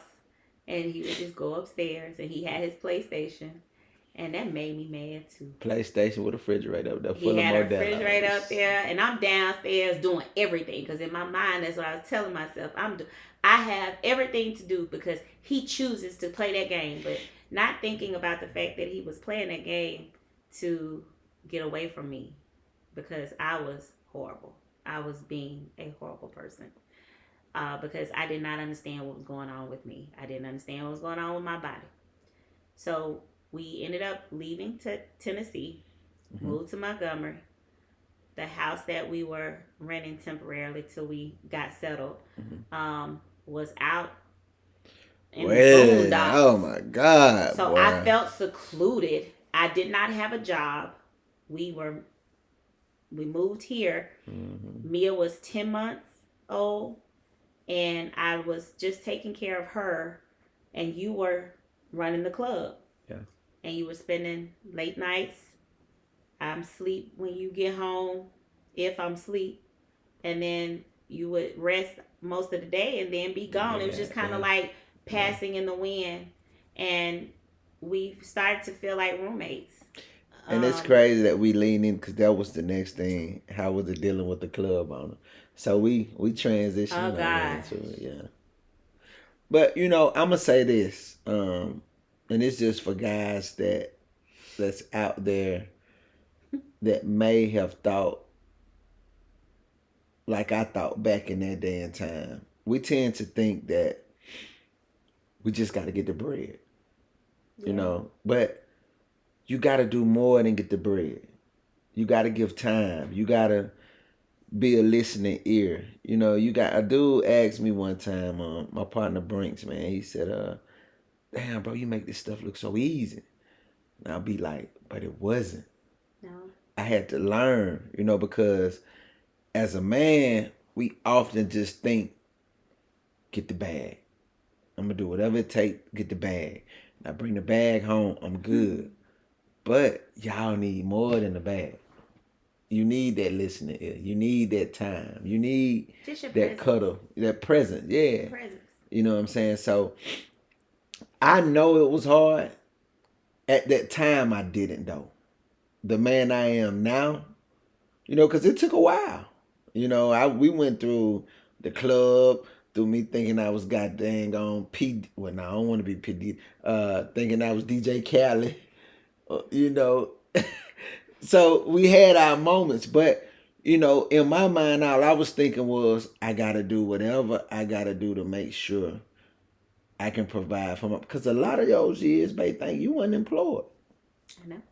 You know, so I felt like the bag was the most important thing. And it was important, but I should have learned how to juggle the time. But in hindsight, uh, we were still young, Yeah. and um, again, I didn't know what was going on with me, but I wanted you to fix it Right. because you always did. Everything that was ever wrong, you fixed it because you were able to fix it. Yeah. And this was something that almost broke us because you couldn't fix it. And I couldn't fix it because I didn't know how to talk about it. Right. I was blaming you for things that I couldn't communicate that I needed. And I was communicating it, but I wasn't communicating it right. And it drove a wedge. We did end up um, later on after the dealing with the studio, because you know what I really felt. I felt like you were trying to find everything in the world to do to not be at home with me. Like some of the things you were doing, I was like, really? Oh, so now you want to do music? Okay, the club ain't enough. Like you don't even. Who I started hating every artist, the names, because I felt like that was. But I'm gonna tell you, I ain't gonna call the artist name because that ain't. That's irrelevant. But I remember riding in the car with a guy, man, and I was just like, man, you gonna mess around and make my wife kick me out the house, man. We going to the studio. And his response, and I said, you gonna make my wife kick me out of the house and we gonna have to get an apartment together. And his response was, oh, that'll be fine. You don't know. I might have told you this. No, you didn't. But when he said that, something came over me. I gotta know who it was after we. Yeah, something came over me, and I was like, that's it. So that kind of started my, because, I started with an artist, then I got some artists from Tuskegee, and then a situation happened where some people from Montgomery played us, and I didn't like the response from them, and that's what let me know, like, Street, this ain't for you, because you go end up dead, because and that's all I saw. You live out principles. I live out, like, you're not gonna handle me certain way. Mm-hmm. I'm a stand. So I started saying, so maybe he's not who I thought he was. Right. Maybe this is the real him. Right. Maybe he just not showing me, but this is who I'm married to. Man. I remember High Top, man, when I had the studio, man. We in the studio with guns. I mean, dog, I was jacked up. And that doggone High Top came in there, and he was like, bro, what are you doing? Like, he was so disappointed. So it's just a whole bunch of different things that kind of, because when you chasing money, when you a hustler, let me say this. When you a hustler, nobody else's opinions matter. Not even. No, because all you thinking about is, yeah, y'all saying this, but who gonna make it happen? Yeah. I'm gonna make it happen. So I gotta go, you know what I'm saying? I gotta go for what I think I know. So when on that aspect of it, I wasn't willing to listen to nobody. But then when different things start happening, then you had that time to sit down. You like, damn, well, maybe my wife, man, you tripping, Street. Like, you got a good thing going at home. Boy, you finna lose this. What you gonna, you know what I'm saying? Yeah. So, like, I had to go through that, though, because if I didn't go through that, I wouldn't be who I am today. So in going through that, yes, ma'am. That's when, so we have a small kid during this time, little girl, who is forming her opinion of her daddy. Right. And her mommy. Right. But she was with me 24/7. So she already we already kind of had how we vibe together, but it was off with Daddy because she started associating you or associating y'all's relationship with standing at the door saying Early or late. early and late, Put your seatbelt on, put your Daddy. seatbelt on, Daddy. So she associated y'all's time with saying goodbye Yeah. and you kissing her goodnight, but never being there during her wake hours. She only knew me for a long time. Right. But during all of that time, we were still together, still doing what we did, but we were not gelling. And we didn't know it then. But of course, I'm feeling things. I'm not feeling my best. I'm dealing with a lot medically and uh, hiding a lot that was going on. Sneaking to doctors, um, getting diagnosis, and Not telling hubby. not telling anybody. I didn't tell anybody. I gotta put my Getting feet over here on you. getting treatment meds and new routines and all this stuff. I'm like, it was so strong. Like, I was going to doctors with Mia in her car seat in the back seat, and I had such wonderful nurses who would come out and sit with her while she slept. And I went in for my appointments. I remember you telling me And I just didn't want Mia to slip up and say, "Oh, Mommy, that's the hospital we we went to that. yesterday." Well, let me Or, ask you this. Why did you want to hide the lupus from me though? well, okay, so first of all, with lupus, diagnosing lupus was not a quick thing. It was mentioned in 2009. Okay, I'm fresh off having a baby. That's a lot.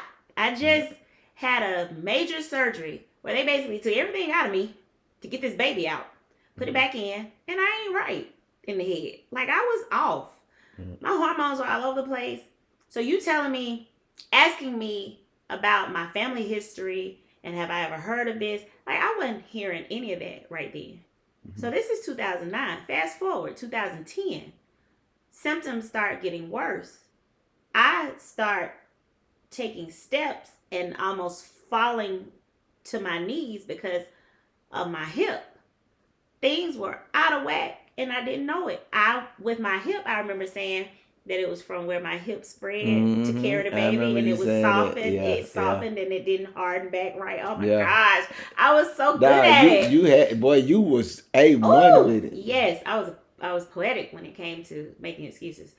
But so for 2009, 2010, I actually went into remission, and my lupus was silent for a couple of years.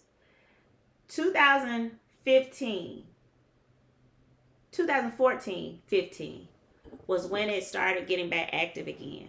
And when it came back active, because it doesn't go away, a lot of people confuse that. It does go into remission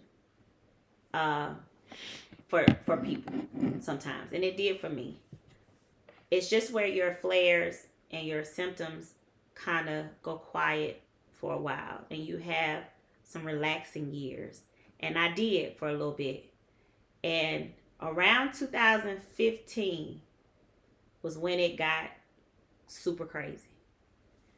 I had more frequent doctor visits. They were trying experimental things with me. Organ damage.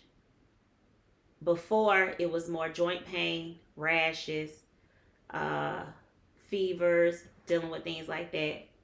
But when my doctor started telling me, okay, your lungs, are staying inflamed too much, or in your urine, we're finding this and that. We got to start watching your kidneys. Now it starts to sound like, okay, I can't hide this anymore. Like, they started talking to me about if this shuts down, if that shuts down, if something happens to you, who do we contact? Them not knowing that I have not told anybody what's been going on with me all this time. I had to start thinking about more than just me. I had Mia. I got a husband, a whole husband at home, who knows nothing about what I'm dealing with. If I end up having an episode, I'm going to be probably with people who don't even know what's going on with me. So it started getting real. But I still didn't say anything. Not because I didn't want to, but because I honestly did not know how to communicate what was going on with me, because it sounded so stupid to say. When I go, or when I'm sitting in certain places for too long, I start to feel like this, not knowing that it was the lighting. I figured all of that out later. Or when I'm riding in the car and, just different things, I would start to feel a certain way. I can't grab that, or I can't button this, or I can't, sometimes when I'm brushing my teeth, I can't hold the toothbrush. I gotta put it down, rest, come back to it. In the shower, I feel like this. I'm always sleepy. I'm always tired. We can't do anything because I don't feel good. Mia wants to play. I can't right now. Come on, Pooh, let's take a nap. Mom, we just took a nap. Let's take another one. And I promise you, when we get up, then we'll play with whatever. It was getting to a point where my lifestyle was getting really strongly affected by it. Money. At the time, during all that time, I was a new teacher. In my second year of teaching in Selma. So I was commuting with Mia and away from home. I mean, a whole hour drive away from my house. So I'm dealing with my bladder, no control over my bladder. So I'm like legit having accidents in the car on the way, because I couldn't hold it. I didn't know. I didn't have any feeling. I couldn't tell when I had to pee. And I would get to work soaking wet, having to change. I started having to pack a bag, like leave clothes at work. But it was so wonderful because my hiring principal at Clark Elementary, Mr. Larkin, when I remember when I first went in, when I went in for my interview, I felt so comfortable with him. When I did get hired and take the job as 5th grade teacher, and I did skip a lot, but I gotta segue into this. I remember telling him, when we were talking about where my classroom was upstairs, next to a vacant room, but that vacant room next to my classroom had a bathroom in it. And I remember trying to hint around, saying, oh, there's a bathroom in here. Oh, I need to make sure I get me a key to this bathroom. And I was joking around, but and I did not even tell him that I was sick or what was going on with me, because again, I wasn't telling anybody. But I told him that sometimes, I had this condition where sometimes I would have to get to the bathroom real quick and I couldn't wait. And if the kids were in the bathroom, that, I might not make it in time. And he didn't ask any questions. This man handed me a key to that room and said, use that bathroom anytime you need to. And I kept that key to that bathroom the entire time I taught at Clark. And I didn't leave Clark until when we went out for COVID. That was my last year. I went out for COVID teaching at Clark, but I kept that key to that bathroom. And the whole time I was there, I was able to keep clothes in there, so I could change. I would finish getting ready at work because, of course, the drive there, they don't tell her what would happen. I was having sickness from the medicine. I was pulling over, getting sick. I was vomiting on myself. Just all of this with nobody knowing, but it's like God would make provisions for me.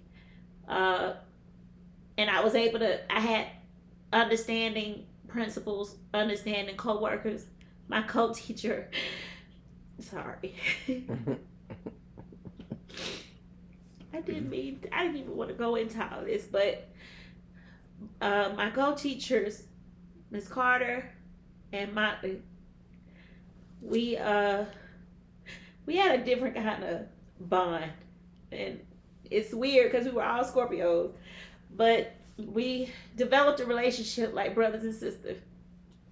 And it's almost like I would go knock on Mr. Motley's door across the hall and I wouldn't even have to say anything. He'd say, "Go Street."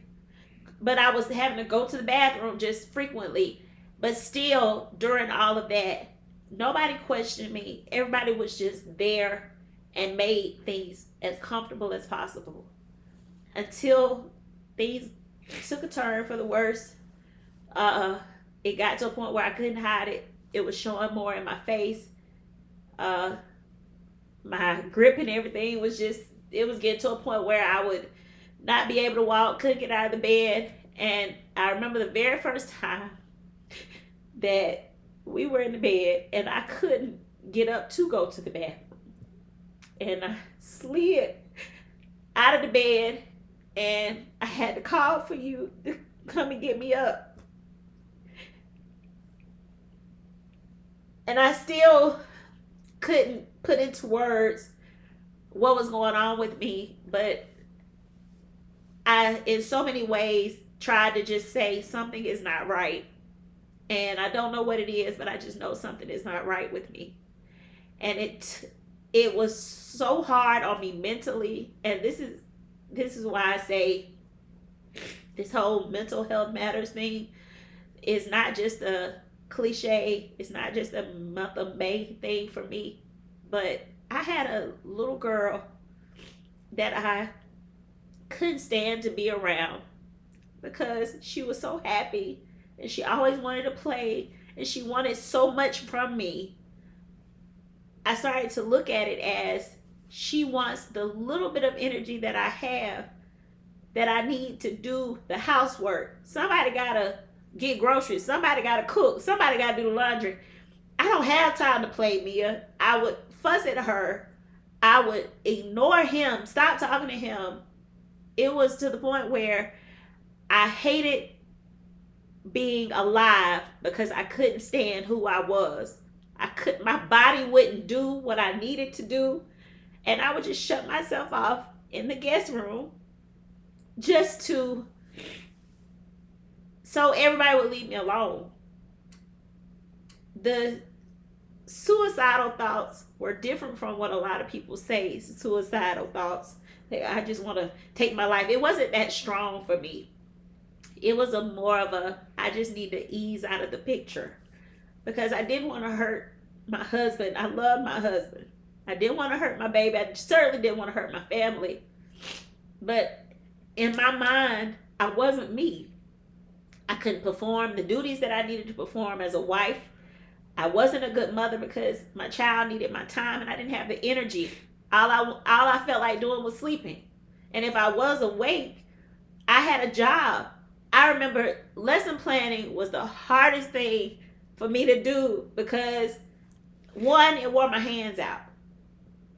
And focusing on the screen it would take me, my weekly lesson plan would literally take me all week to do because I had to do a little bit and break away, do a little bit, break away. And it had me so stressed out because by the time I would finally get the plan done, I don't even want to do this stuff anymore. My kids aren't even on this stuff. So I got to do this over. My plans were never relevant because I wasn't even working in real time. My body was never catching up to where I needed to be in real time. So I felt like a failure in every aspect of life. I hated how I looked. I hated how I felt. I'm not the mom I want to be. I'm not the wife I want to be. I don't even look like who he fell in love with. The hair that he loved, the fro, is falling out. It ain't even froing no more. I can't dress like I wanted to dress because I couldn't even button pants. I can't even wear jeans because I couldn't button. My fingers would not button. I can't. Those fine motor skills were gone. Control of who in their 20s wants to be laying in a bed with their husband in a diaper because you can't get up fast enough to make it to the bathroom, and you don't know when you have to pee because you've lost all your feeling and your muscles, and you don't squeeze. Nothing works. So of course it was a ease out of this. Let me just ease out of the picture. That was what I would tell myself. If I just phase out. I used to tell him, you can just have Mia. And I was cool with just knowing she was going to be okay. I wasn't going to be hurting anybody. But that's not what I wanted. But that's what I needed them to have. I needed them to be okay without me. Until he finally stopped letting me go in the room and just shut the door. He started making me talk. Like, I'm just gonna sit here then. You just gonna cry? Okay, well, you just gonna cry then. We gonna cry together. Okay, so we just gonna sit in here. We ain't gonna turn on the TV. We ain't gonna turn on the TV then.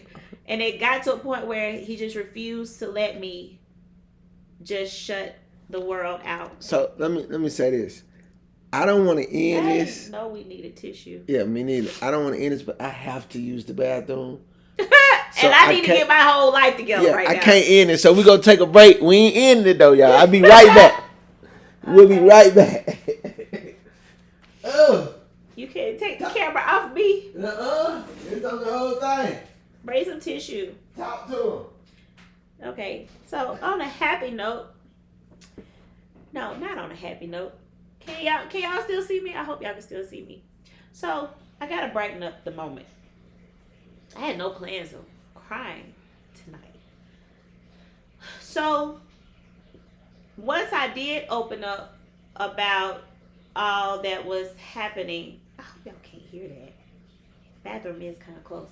So after I did open up about what was going on with me or whatever, we how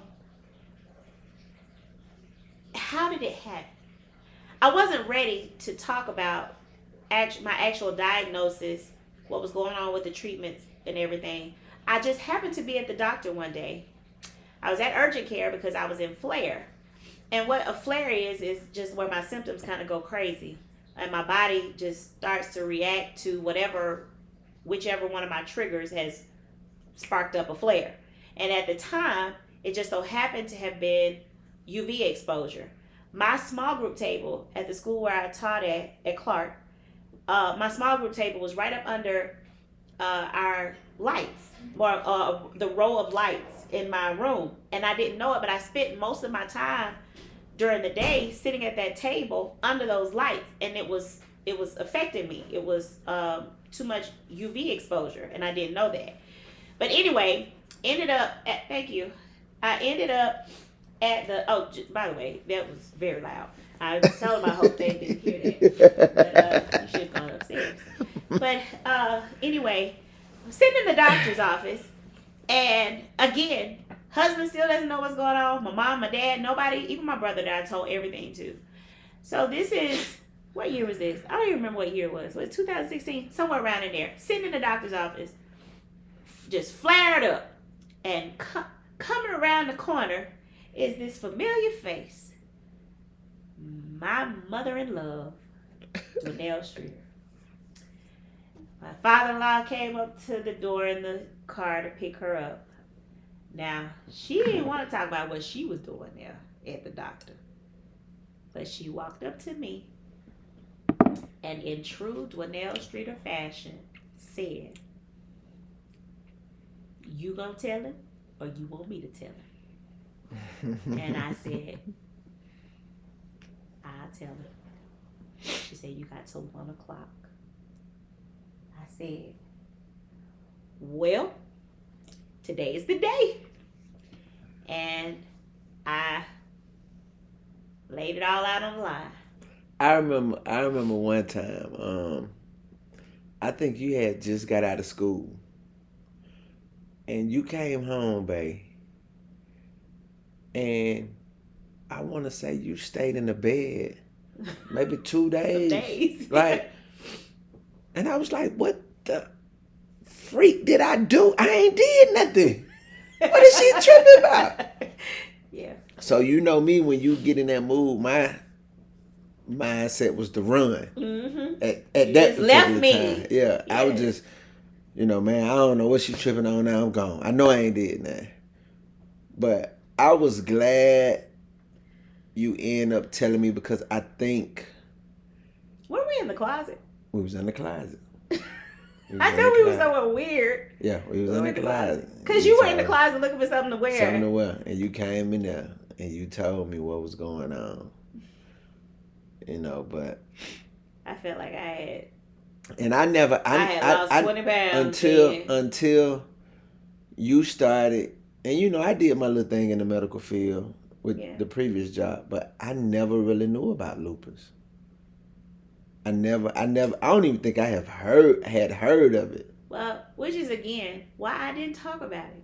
Right. It's hard to talk about something that nobody's gonna understand what you're saying. Right. Listen, I would have to ask myself, like, do you even hear what you're saying? How can you be feeling fine, perfectly normal at 6 o'clock in the morning, and by 6:45 in the morning, you in the bed with a fever, broke out, shaking, and why? You ain't done nothing except get dressed. So here's a disclaimer. I've been looking at this thing recording, babe. We're recording, but I'm hoping the Rodecaster is not moving, but the mic for the computer is moving. What's a Rodecaster? This is the Rode over here. The mics are hooked up to. RODE. Rode. Yeah. So I'm hoping that the volume, because this was some good stuff. I hate that I cried on here. That's what I said while you were gone. I didn't. That was part of it. Yeah, we were actually supposed to talk more about us, but you know what? Our story is this. Yeah. It got ugly. Let's get the lupus is very important, because I love how you make people aware. That's why I share, and anybody, it may be someone like my wife. So share it. When you see her post, share it. We ain't monetize or nothing like that. At all. So it ain't about we trying to get our shares up, but it's just making people aware of this disease. And I have met some people through your posts, your sharing. Mm-hmm. I met a lot of people that had lupus. Dealing with lupus. So let's jump a little further. Man, we've been jumping all over the place. Yeah, this you had the lupus. Best idea to just open up the whole can of streeters. Yeah, that's what we doing. And y'all, I probably won't get this again. This is a one in a lifetime.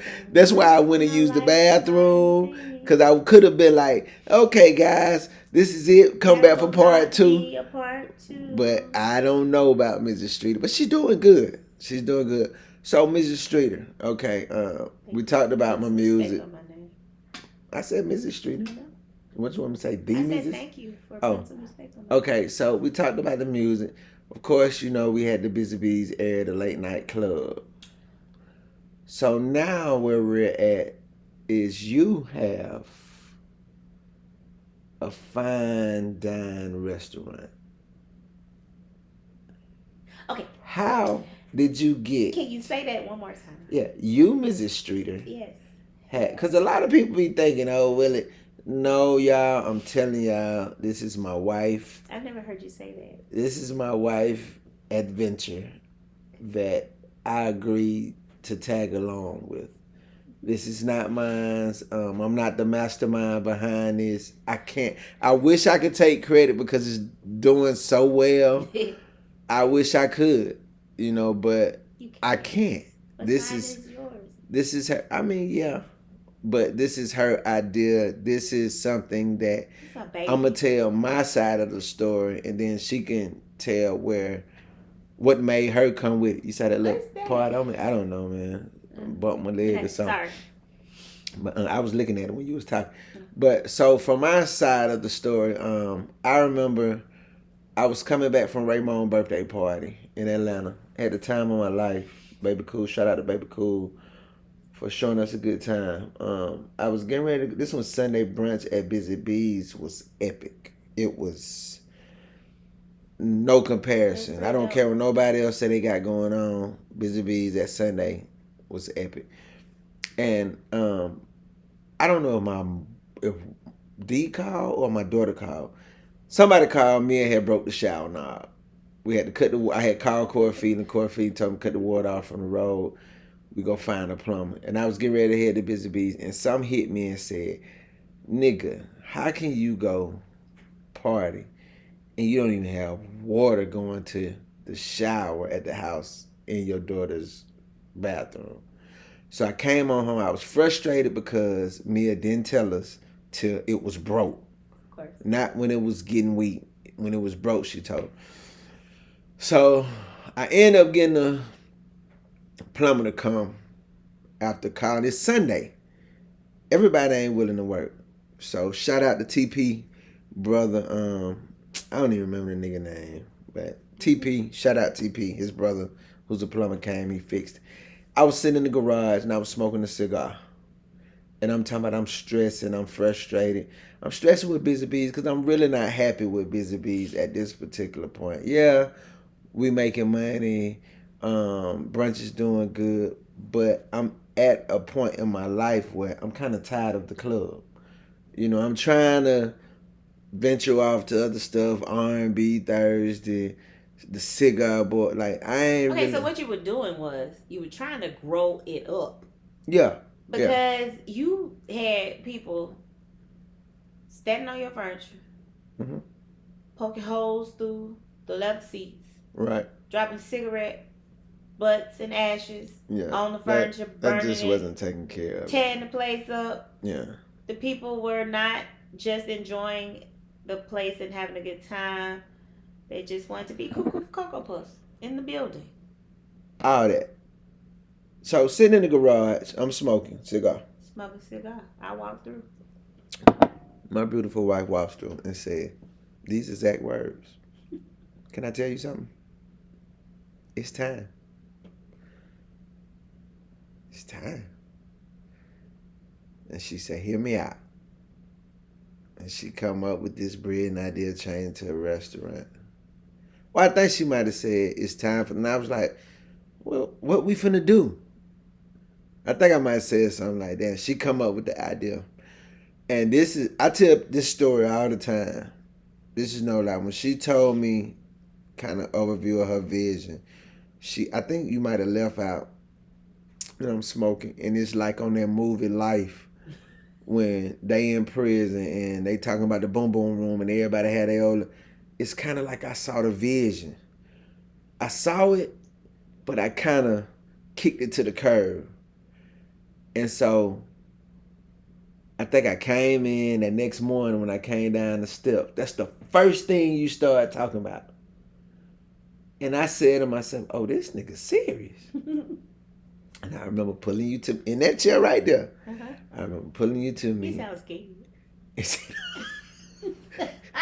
said, I'm scared. I'm scared. I ain't gonna lie. I'm scared. Right. I'm scared. I'm scared. But let's do it. If you believe in it, we gonna make it. But you had every right to be scared because number one, I ain't never ran a restaurant.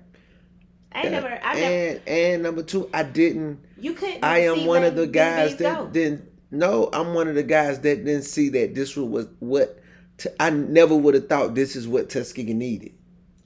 But it was needed, dog. I was an outsider. Right. Looking into the city. Right. And Tuskegee and all of the wonderful things that the city has to offer.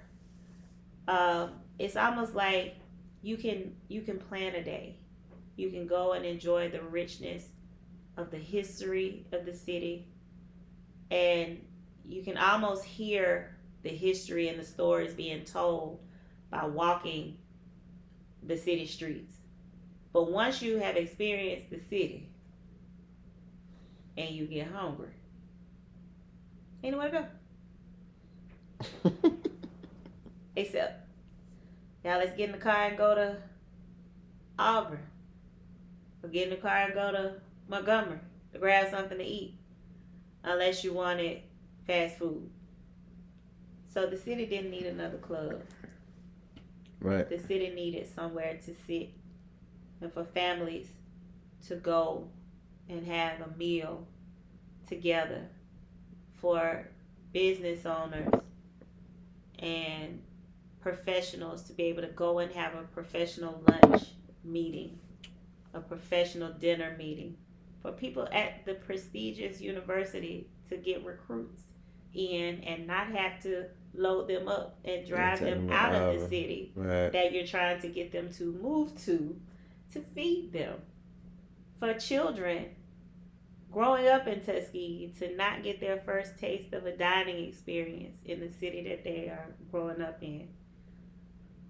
All of that is vibes. I'm a 15-year-old about to ask or go on my first date.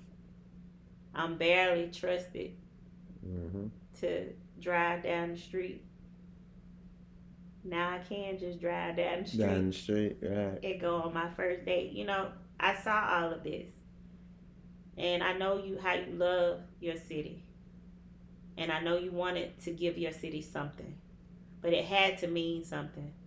And the reason all of this story, I guess if you were really paying attention, you'll notice everything that we talked about that we were doing separate put a strain on our marriage. The club, while I was teaching, the music, while I was teaching, until we connected on the idea and a vision. That's when things really, really click. Yeah. Like, we have done some great things together. And I think we're a pretty dope couple. I know. And awkward. That's why I didn't want to tell you to just give the club up without having your backup plan. And I wanted to be a part of the backup plan. Well, I salute you because you know more than probably anybody besides the 4-6 boys how much I love Tuskegee. Oh yeah, because you snapped on me one time when I said something. People on the outside looking in don't understand, but you understand. It's for real. So I applaud you for coming up with something that the city needed. Just being able to sit back, but that's that smart nerd shit in you. Sitting back, knowing something that the city needs. It's not. But with all of that, when we got married, like, people don't know this, but some people do. But when we got married, and like I like your girls, your 4-6 girls. 4-6 girls. Adopted me in. Yes, sir. At our wedding reception. Yep. So I'm an honorary 4-6 girl. Yes, sir. And I take that to heart. I don't rep 4-6 girls. Shout out JJ. Shout out JJ. Crystal. Kia. Crystal, Pookie. My girls, Pookie. Sheila. Rest in peace. R.I.P. Kim. Tam. Shout out. I hope I ain't missed nobody, but if I did. I know we did, because we were saying them at the same time, and we going to come back in part 2 that I said we wasn't going to do, and we're going to get you. But when we married, I didn't even mean for it to happen, but I fell in love with Tuskegee. Because, again, inside out, I see everything from the inside out. And at the very core of the city of Tuskegee is something so beautiful that it was just waiting for something, the next thing. Because with a great city, it's not just one thing that makes a city great. It is this connected to that. It's puzzle pieces to me. And there's already some greatness, a whole lot of greatness there. So we just needed to add to it. the puzzle. Yeah. And the one of the missing pieces was that element that Vibes, I think, brings. And when I see the older people wanting, I mean, we got 90-something-year-olds celebrating birthdays. We got teenagers celebrating birthdays. We got people bringing their anniversaries. We got people bringing all of their, when they think about the occasion and say, oh, we got to take it to Vibes. That is the exact vision that I had, just as clear as day, from the white dishes to the there's a couple of things that's just kind of happened. I'm gonna tell you. I didn't picture you in the kitchen. Yeah, that's strong. That's the strongest. That's strong as hell, baby. I actually pictured you running the place. I really didn't even see myself running the place. I saw you running the place and me coming in like on the decorating tip or whatever. Mm-hmm. So totally did not see where we are right now. But when I say God took the wheel and turned the staff into family, that a growing family, from the mold in the kitchen, molding, sharing, like putting that little interest of wanting to jump on and learn into you, and how that team just came together back there, how the team from Twin being a part of Busy Bees from jump, and now a part of this vision as well.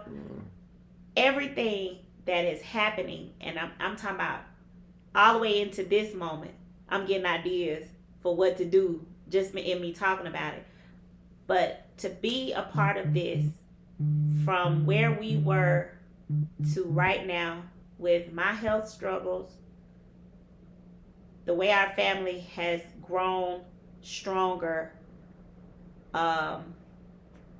and busier, because Vibes is home for us. I mean, I'm gonna tell you what I like.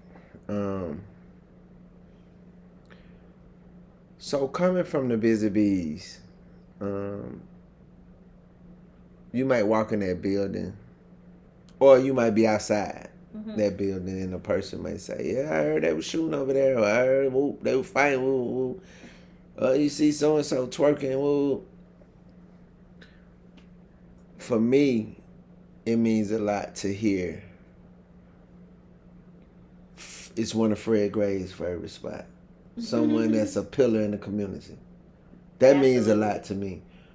For my mom to be able to go in the hairdresser now, and they talk about the Philly egg rolls.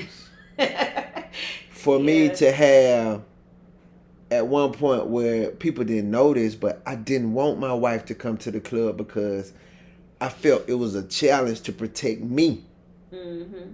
It's definitely going to be a challenge to protect me and my wife. Yeah. But to have a spot where not only my wife can come, my daughter can come, my mama can come, my mother-in-law can come, my father-in-law can come, you know? Yeah. So for me, it's so relaxing. Sometimes people look at me, like people that know me from the street or whatever you want to call it, the club, and they say, "Man, I could see you happy." And don't get me wrong, it's some rough days in that thing. It's some rough days. But it cannot compare to the rough days that I had at Busy Bees. So I am so glad that, number one, you came up with the idea. And number two, I wasn't so bullheaded or egotistic or stuck in my ways where That you didn't receive. I wouldn't receive it and follow. No. Because as Me men, too. we think, I'm the man of the house. I Yeah. know what I got though. I'm telling you, and this ain't no cap. I know what I got. That's why my first episode here. Because I ain't want to do this. Yeah. So about that, and because I know you're not gonna stop it, and I can say it. We finna run it. We finna stop it. We finna finna stop it. We finna stop it. This Okay. is for everybody who know, even if you don't know, this man he's a genius when it comes to stuff like this. It's his thing, and I have for so long. We're gonna be married 7. Don't we turn 17? 17 this year. We turned 17 this year. I've been around him long enough to get a taste of the creative genius that he is. But the one thing I hate about him, he has a heart of gold, and he will water down his creative side to become a sidekick to somebody else's thing and get uncomfortable in it, because that's what creative geniuses do. You get uncomfortable when you're not in your element. And so he says, well, I don't want to be pushy. I don't want to be pushing my ideas over, but I think we should do that. But babe, you'll be better off just doing your own. Why don't you just do your own? Why don't you just do your own? Why don't you just do your own? Why don't you just do your own? Don't you think it's time for you to do your own? Okay. So here we are. Another one of my ideas. Babe, do your own podcast. Your vision for what you're not being fair to the people you're teaming up with, because it's in you to do you and do you your way. Who's listening has been inside this man since podcast became a thing. Is here now because the labor pains got too great. That baby got to kicking, twisting and turning, and he tried to put it in other places. But until you own what is yours, the same thing happened with me and Word Nerd. I knew my voice coming out. I don't like these. I don't like mics. I don't like to hear my voice. Like, I probably won't even watch this because I hate to hear my voice played back. But the way I got my voice out was putting words on shirts. Right. I want people to wear it, see it. So your thing is going out and bringing in, going to the community, finding what's great and happening, and giving a platform for discussion. The thing that I'm most uncomfortable doing is your gift. Ain't nobody getting Denisha Streeter to sit down, and I feel so exposed right now. You went in, babe. I'm just saying. And I'm really mad because we're going to talk off this camera that you had me crying on camera. We cried together. But we still. cried together. So let me say this. Wait, I want to finish. Okay. So who's listening is here now because, once again, you listened to your wife. And which is why I couldn't say no to this interview, because that just wouldn't even been right. Ding, ding, ding, ding, ding, ding, ding. But let me say this, because I don't want nobody to take what she said and run with it and create their own narrative. There's nothing wrong with the podcasts that I've done or that I'm a part of. The podcast with me and Booty Rush, I think, is something that's needed for the city. But I just wasn't the piece that he needed. And what a lot of people have a problem doing is assessing themselves. Mm-hmm. And sometimes when you assess yourself, you get looked at as, oh, I'm really trying to... No, and this is not Booty Word, so I'm not saying nothing he said, but I just know how my people think. not booty, just people. What he is trying to do for the city, the podcast, I think it's something that's needed. He didn't need you. It just wasn't my fit. Right. He didn't need you. Yeah, it just wasn't my fit. He had a great show. Yeah, he needs another historian. You Yeah. know, like Yeah. someone that knows. I don't know that. I hate to say it this way, but I'm just gonna keep it. I'm a controversial type person. I want to talk about what's going on. I want to talk about the Bin Laden, the Joe Biden, the Kendrick versus Drake, or you know, that's my type. That's what I'm gonna be silly. You know what I'm saying? I'm still with Mike. You know, that's my little bro. That's my little bro. We still next in line podcast. That's still going. You know, but I also need my own outlet to do what I want to do when I want to do it. So without shaking up anybody else's. Right. So don't you niggas go run and try to take it and switch it up and put it in your own. You hearing it from the horse's mouth. Mm-hmm. This is why. And again, a lot of people do not have the capability of realizing instead of helping somebody going on, they may be hurting it. Hindering it. Yes. Yeah. So that's my point on that. But and people you really care about and respect in their element, you know when and when not. Right. And that's another thing I think is pretty dope about you. You're a good friend. Yeah, I try to be. You are. I try to be. Too. But you are a good friend. And I come on over here, John. Come on. Yeah. You gotta give your dad some love and say okay. Cute. So and look, you know what? You brought up my little brother Mike. Cause I think back, you know, Mike was a pivotal part of me when we came here. Remember, he used to come out there and watch on Tournament Way. Watch Criminal Minds with me, and he used to kind of kick it with me. Yeah. When I was he didn't even know it then either, but when I was going through my postpartum, and Mike is a undercover nerd as well, and it kind of gave me somebody to talk to when I was mad at you. And so shout out to my little brother Mike. I appreciate you, Mike. You didn't even know it, but you were there during a critical time. So many other people. I probably shouldn't even. Yeah, you better not start that. Yeah. Oh gosh. You better not start that. That's another reason I really, really. You asked me something. I don't even know if I answered the question, but it was about the something about the lupus thing. But I don't want to get harp on the illness part of lupus because I don't give lupus power. Sure. In my life, I do acknowledge it as a disease that I'm fighting, but I have grown so much while in this fight.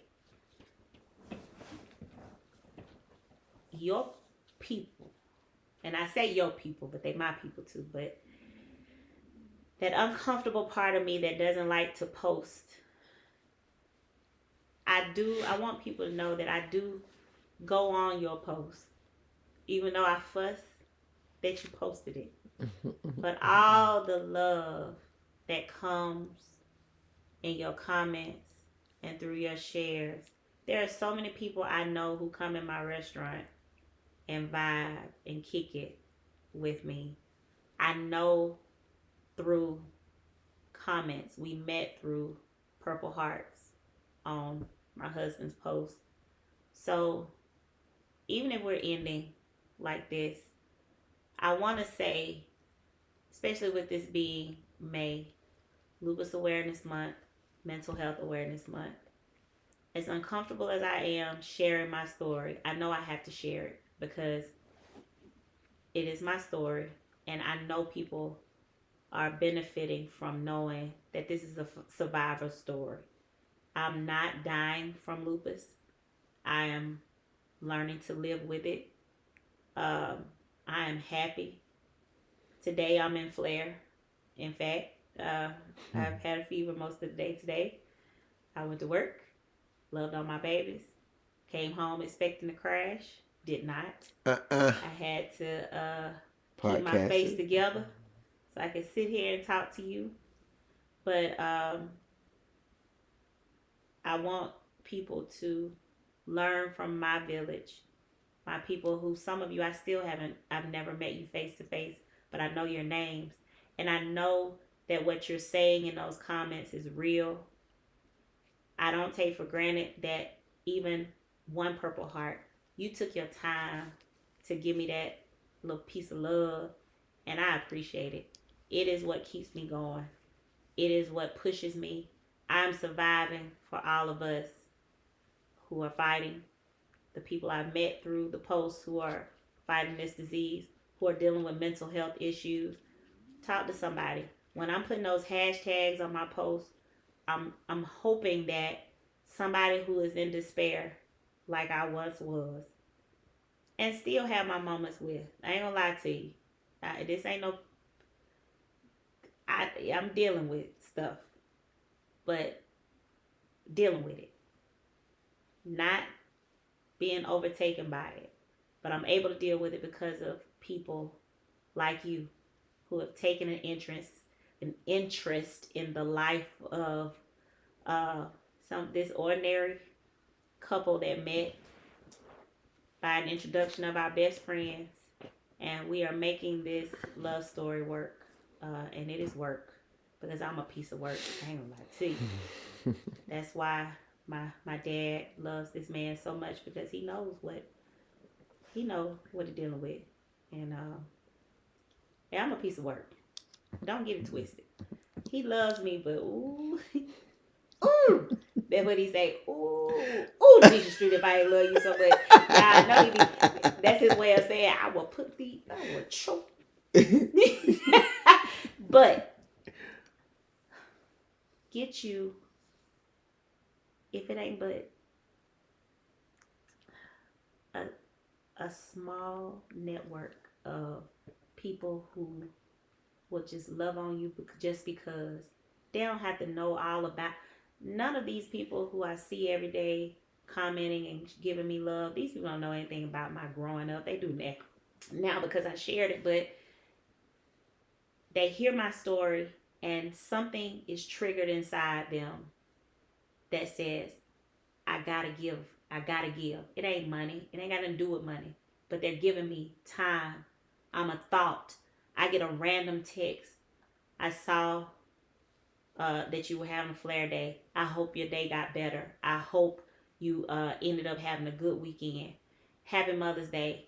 I saw you, your eyes, you look like you were having a moment, but hopefully you were able to get some rest. Y'all just don't know. Get some rest. Those 3 words right there, I take it to heart because sometimes it's hard to even do that because I punish myself. I need to be doing, I need to be doing, I need to be doing. So don't think that your encouragement is going unnoticed. I use that as fuel. I promise you. The love that you give, that's what's keeping us going. The fact that you let us be us, we you might think we putting on, but we laugh and enjoy each other because y'all let us know it's okay. We are 2 flawed individuals who love each other so much. And we just want the best for each other. And we need y'all. Keep praying for us. We going through some things just like y'all are, but we winning. Yeah. We winning. So my closing remarks, Oh, she's full. I'm gonna say again, thank everybody for supporting the change. That's major. Um, Yeah. I'm gonna touch on this a lot because I mean a little because I don't want to give it a lot of energy. But citizens of Tuskegee, um, It's time. It's time. We gotta start stepping up. We gotta start voicing our opinions, our concerns. We gotta stop being quiet. And I am one. I raise my hand. I am one that kept quiet because I had a harsh experience voicing.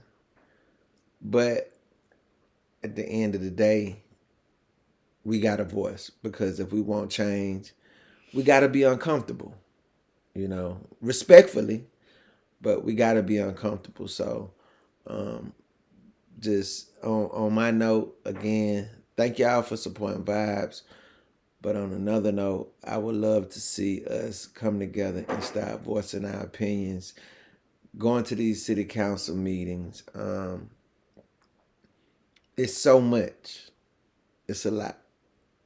Not just on my end. And hey, what's the saying? You don't say nothing until it hit you or whatever. Well, it hit me. I keep saying that and I feel different now. So I'm all for it. So let's get active. That's my thing for 2024. Let's get active. We often say, oh, we want change. We need some young folks and everything. But how you go get out and vote for the young folks or necessarily change? We do a lot of they call it Twitter typing, but I'm gonna say Facebook typing. So let's get out and do some change, man. And I'm not gonna dwell on this because this is not the podcast for this, but I thank everybody for praying for me, praying for my family. I definitely, man, I can't even tell y'all how much I respect the love y'all give this lady on the side of me. She tells me all the time, man, your community, woo.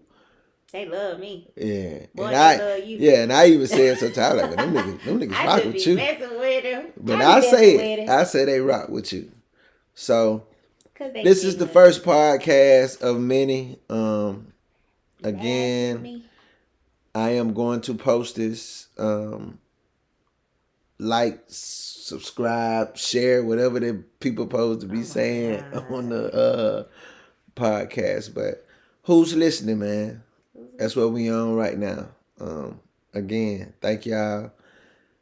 And y'all will see more of us. Peace out.